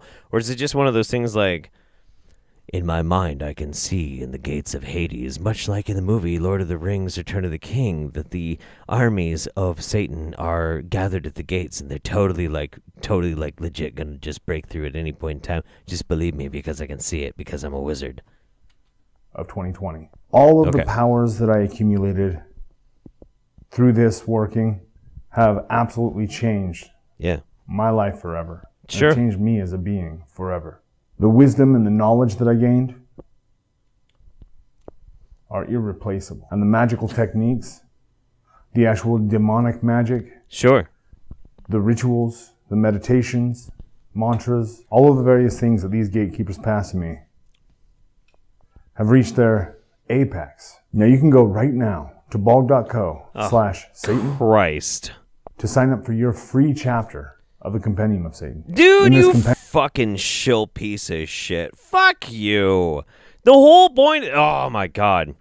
So I watched just the first, 45 seconds of this, and I'm like, dude, I can make so many fucking Satan summoning jokes in this shit. Absolutely. So easy. So easy. But it's all just, a bunch of shill to, try and sell, an article on your book. I swear to God. What the fuck, man? If you're going to sell something, just start out from the very beginning saying that you're going to sell something. But don't try and, make it all seem, super crazy.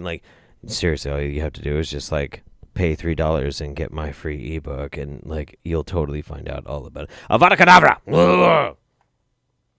Oh, shit. That didn't time very well. Santos Dominus. Yeah, no, look, I don't know. I'm trying not to poop on anybody's belief systems or anything like that. But devil worshippers are kind of fucking lame. They're a little lame. They might be nice. Late to the roundup, but I come into the religious shit. Just wanted to throw money at you, Daddy Jeff, and say I have religious trauma and I would still let Chris Hemsworth exorcise my demons. LMFAO. Dude, me too. Oh my god.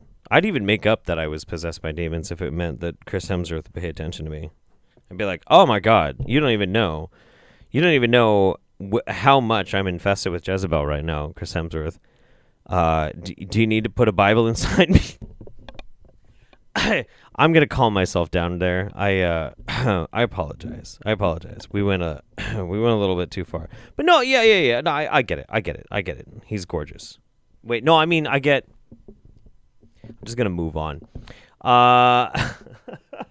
BC Brand says, speak for yourself on imagination. Every night when I go to bed, I'm a Viking X-Wing pilot. Dude, sweet. Fucking sweet as fuck, man. That sounds awesome. Wish I could have dreams like that. That's cool. Jeez. People always tell me, like, they're really interesting, like, very vivid, beautiful, colorful dreams that they have. My dreams suck. My dreams are terrible. They're not nearly as interesting. I'm always, like, running through soup. I can barely get anywhere because, like, I forgot something and I have to, like, go back and get it. And then, like, ninjas appear and I'm like, oh no, ninjas! And I have to fight the ninjas, but you try and throw a punch and it's like you're throwing a punch through soup. Like, my whole world is soup. In my head, all my dreams are in soup. It's bullshit. Fuck dreams. I don't like them.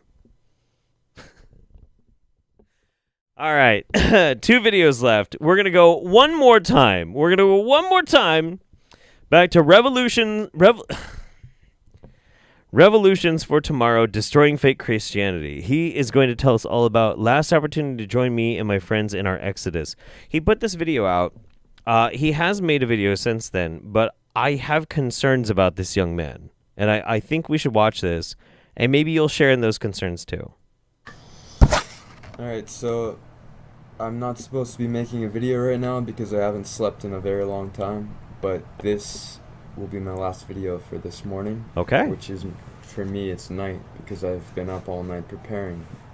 Uh-oh. But basically, I have one opportunity left to actually help someone escape what's coming. So, based on the title itself, which I'm not sure what it will be, but I'll probably make it obvious. If there's anyone that's on my level, has been watching my videos for a while, and wants to get out of the danger zone, then maybe we can link up.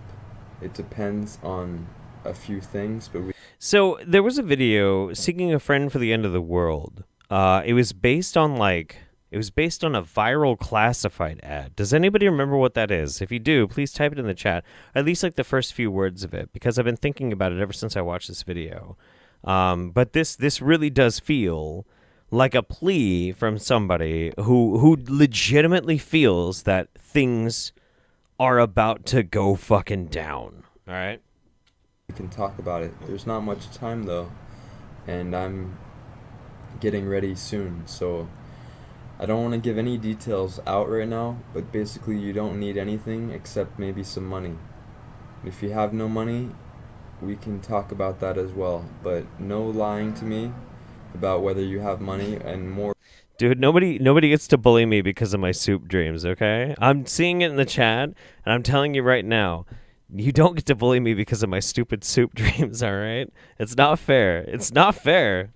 So, even more importantly, whether you're keeping God's laws or not, because I'm not inviting Safety anyone not with guaranteed. me, Safety not and you're not the guaranteed. only Shet Lemon, friend get that it I'm first. bringing. Cool. I'm bringing a few friends with Thank me you. where I'm going. I'm not going to give any details, whether it's in the country, out of the country, whatever. I'm not explaining any of that. So, this is the last chance. I've said it for months. Finally, people want to engage. This is the last opportunity to engage with me, because soon I'll be gone, and I won't be making any more videos, and you won't have a chance to leave. Wow. Not to act like I'm desperate. So I'm not saying that he sounds like he's talking about suicide cult kind of shit. I'm not saying that. I'm just saying it's got like a very similar flavor. You know what I mean? Like it's just weird. It's weird. For followers, but I know that the Most High is going to give me one more person and have an open seat. He's going to bless me with someone great to have on my team who wants to work, build what we need to build to survive the coming 4 years, and also help me study my books and build the kingdom and praise the Most High until the day that we die. Okay. That's really what it's all about. I guess that's what it's all about. Someone who's going to be a good fit for the team, someone my age, or not jacking off, reading the books and praising the Most High, and hiding from the impending apocalypse that probably won't happen. A little older, but not someone who is tied down with family. I'm not asking you, and I'm not going to accept you abandoning your children or whatever. You're right? So someone who's in the same circumstance, who can and wants to leave. And if you have a little bit of money, the more the better. We can talk about all that. So my email is in the description box below. You can send me an email. That's all I have to say. Shalom. Shalom. I don't know what that... But Shalom. Mind you, Wait. I'd really like to have an Israelite with me based on Genesis chapter 12, verse 4. Or maybe it's verse 3, but you'll know when you see it. You're supposed to know that! And if you're not an Israelite, you can still message me. We'll see what happens. Yeah, we get it. We get it. It's fine. All right. We've got one left. One video left. Only one. Now the question always remains, how bad is it? Well, there's certain things that can like cue you in on where we're going when it comes to the Roundup. Have you not seen any piss videos yet? You're probably going to see one. If you've already seen one, it means you're going to see something even worse. Thankfully, I have spared you from something worse than that this week. But this is really at the point where I do put it out there. If you want to tap out now. And you know what? I'll love you all the much the same for it. It's no big deal. But this last video, it's only for the strong. And this one made me almost want to throw up. And I didn't think it would. I didn't think it was going to be that fucking bad. But Jesus fucking Christ. Also, this guy is a COVID denialist. And that's another reason why we're even watching this fucking guy's video. So, wanted to make a video. What's going on, y'all? It's the way everyone here. And in this video, I want to talk about urine therapy, Shivambu. I haven't made a video about this in quite some time. We know because you've been on the Roundup before, but you haven't been on the Roundup for a while. Why? Because you didn't talk about the pee-pee. Now you're talking about the pee-pee again. Welcome back. So, I want to get back on it because I am still doing it. I'm still deep into it. What I've actually been doing a lot lately are aged urine enemas. So, for those of y'all who don't know, because I haven't told anyone, but here we go. I do enemas now. I used to not be an enema guy, but then I said, hey, just try it, right? You know, there's like different ways in which a person can define themselves. You know, husband, wife, father, mother, daughter, son, accountant, paperboy, works in customer service, just trying to get by. I'm in between two jobs right now. I'm a Star Wars fan. I'm a Star Trek fan. I don't really like sci-fi, and I don't know what's wrong with me. And then there's people who are like, I'm an enema guy. And I don't know why they would do that. I don't know why anybody would ever actually do that. I don't know. But on top of that, there's a whole nother tier, and they're like, I'm into putting piss in my butt. And then there's another tier, they're like, I like to make sure that piss is real old and stinky, real fucking rotten to the core, kind of like a cottage cheese of piss, right? And then I like to put that in my asshole. And that is a rare breed of human being. And we should be honored that we get to experience such a rare human being. Let's go. And, you know, every time I do it, more and more crap comes out of me. I'd say probably like, a half a pound to a pound every time I do it. That's called poop. Your body produces poop. When things come out of your butt, that's poop. Poop happens when you eat food. You don't actually have to squirt ancient stinky cottage cheese pee-pee up your butt to get poop out. You could just wait. You'll get some poop. So where's that stuff coming from, right? It's got to be coming from somewhere. Food. Your poop comes from food. And of course, the healthier that your diet is, preferably plant-based, preferably a raw food diet. I'm not quite there yet, but I'm still working on it. The cleaner your diet is, the more toxins that are going to be pushed out, the more stuff you'll be able to get out. That's not true. That's not how anything works. And all this good stuff, right? There's just so many benefits, right? With the urine in general in itself. Like I said, there's over 3,000 different compounds inside of urine.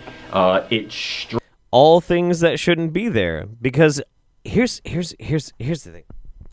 Fuck. Listen, I need to make this point. It's very important, okay? It's very important. Listen, if it wasn't supposed to be in your body, if it was supposed to be in your body, it would stay in your body. And if it wasn't supposed to be in your body, it would be peed out. That's what peeing is for. That's what peeing and pooping is for. It gets all the things that are not supposed to be in your body out of your fucking body. None of this is hard. Everybody learns this. We all learn it in elementary school. That's why they're like, hey, don't play with your pee and don't play with your poop. It's not supposed to be there anymore. That's the whole point. When urine finally become accepted by society as a drink, will we have urine sommeliers? And more importantly, will we be able to order a specific brand per year? If so, I'd like a 2020 Jeff Holiday. Yes, I was thinking for a bottle of Shivambu this evening, I'd like to go for a nice vintage 2020 Jeff Holiday stress piss. So you don't want to just get like regular pee. Regular pee is like one thing, but like you want the next day after binge drinking the night before and you're stressed and releasing all the endorphins from stress because you have to do a show. That's some A+ rare vintage Shivambu. Let me tell you what. The fuck am I even talking about? What the fuck? Structured, okay? It has human growth hormone in there, your own human growth hormone. This isn't even the worst part of the video. It's got stem cells in there. It's got so many benefits, right? It's good to be putting on your skin. It's good to use with your eyes, ears. It's good to drink. A nice or not. top-down enema. So many benefits. Maybe don't. Maybe not. So maybe don't. I've been using that lately, and I think it's working pretty well. So I'm going to continue doing it. Just wait. Now this is coconut water. This is awesome. That's but right. What I have here, I had some ionic minerals in this bottle, but now what I'm doing. Just so you know, when somebody, anytime you're watching a video on the Wingnut Roundup and somebody uses the terms ionic minerals, they mean piss.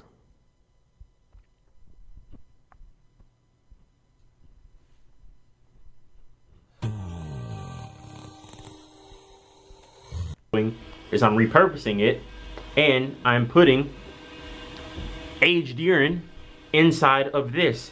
And what I do pretty much every day now is I go ahead and I place a few drops, probably maybe 2 to 3 tablespoons worth inside of my coconut water, or if I'm making some juice or something like that, I will put it inside there. That way I can get those extra benefits. I can get the extra amino acids. I can get the extra, carbs and things like that, fatty acids, all of these different things that my body needs and wants.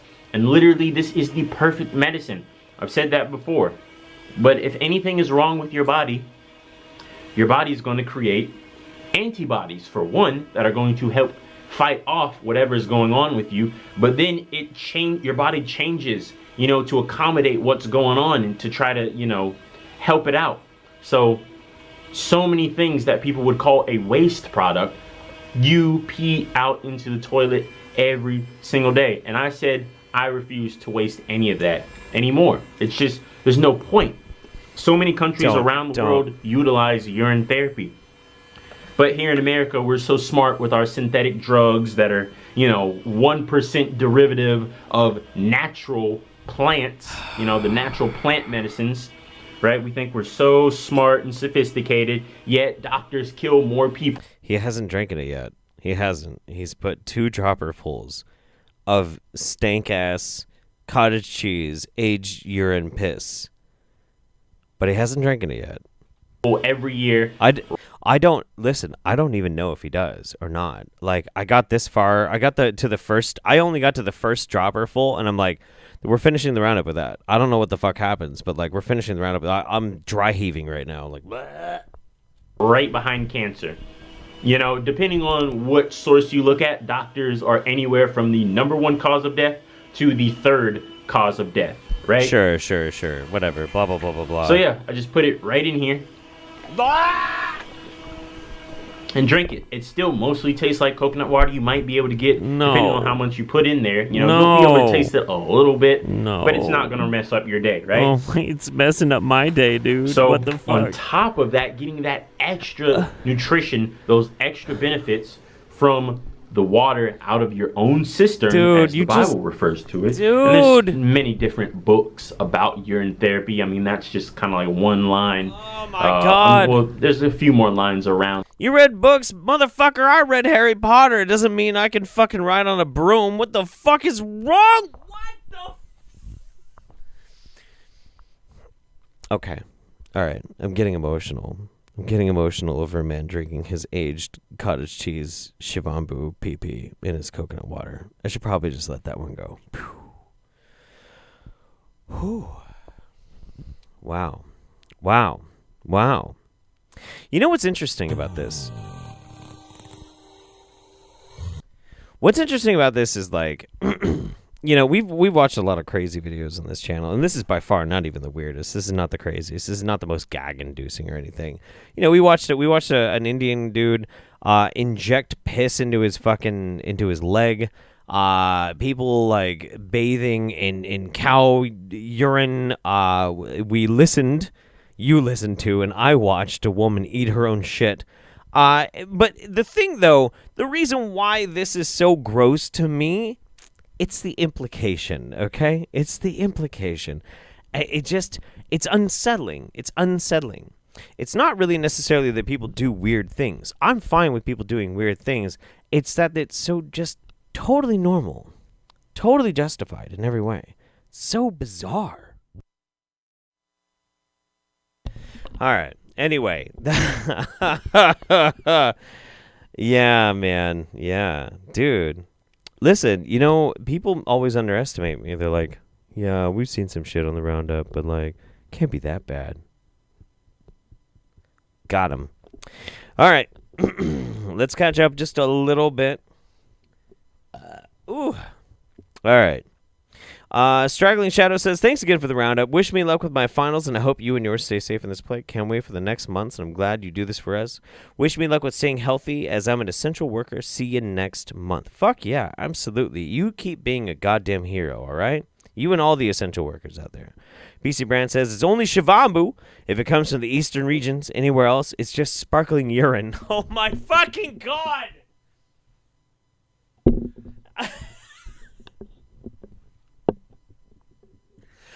You have broken me with that fucking... Streamlabs.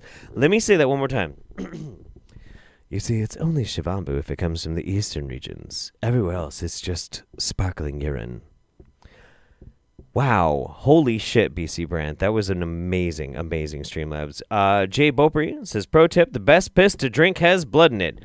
And I quit. All right. Holy fuck, dude. Nah. Oh my God. You absolute degenerates. You degenerates. You crazy, crazy psychopaths. I love you so much. What a wild time it is. So, like, a couple of words real quick before we say goodbye. Because I once again managed to time this rather well. I'm really kind of impressed with myself. I'm not going to lie. I wasn't really sure if I was going to time this one right, if we're going to go over or go under. But yeah, so here's the main thing. This year has sucked. This year has been shit. But in many ways, like the things that will test you the hardest are the things that are also going to come to define you as a person. So no matter how hard things can be at times, sometimes it's those complications and it's those mountains you have to climb. It's those terrible trials that you have to endure are the things that are going to forge you into the person that you will be in the future. And you don't ever really stop evolving. It doesn't matter how old you are. You might be old and crusty like me. You might be young and snappy, whatever. These things are those things that help to define you and how you counter them and how much you take care of yourself, and the people around you are going to define you as the value of a good person. And so far, I think we're all doing pretty well. I do. We stumble, we fall, but ultimately, hopefully, we catch ourselves. And in the meantime, we find little ways in which to congregate, to have little gatherings, to have a little fun, to hang out with each other, and to watch a little bit of crazy bullshit. And that is one of the reasons why I love so much the Wingnut Roundup. And I love you, and I hope you and all of your family are amazing and doing well and staying safe in this crazy, crazy pandemic. The world's upside down, everybody. Who knows what's going to happen next? But I'll tell you what is going to happen next. In 1 month, we're going to have the December Wingnut Roundup. We're going to finish off this fucking year with some flair. We're going to have way too much goddamn fun. We're going to party it up. We're going to ring in the new year. Most importantly, we're all going to be together. I love you very much. Take care of yourselves. See you guys next time. Bye, guys.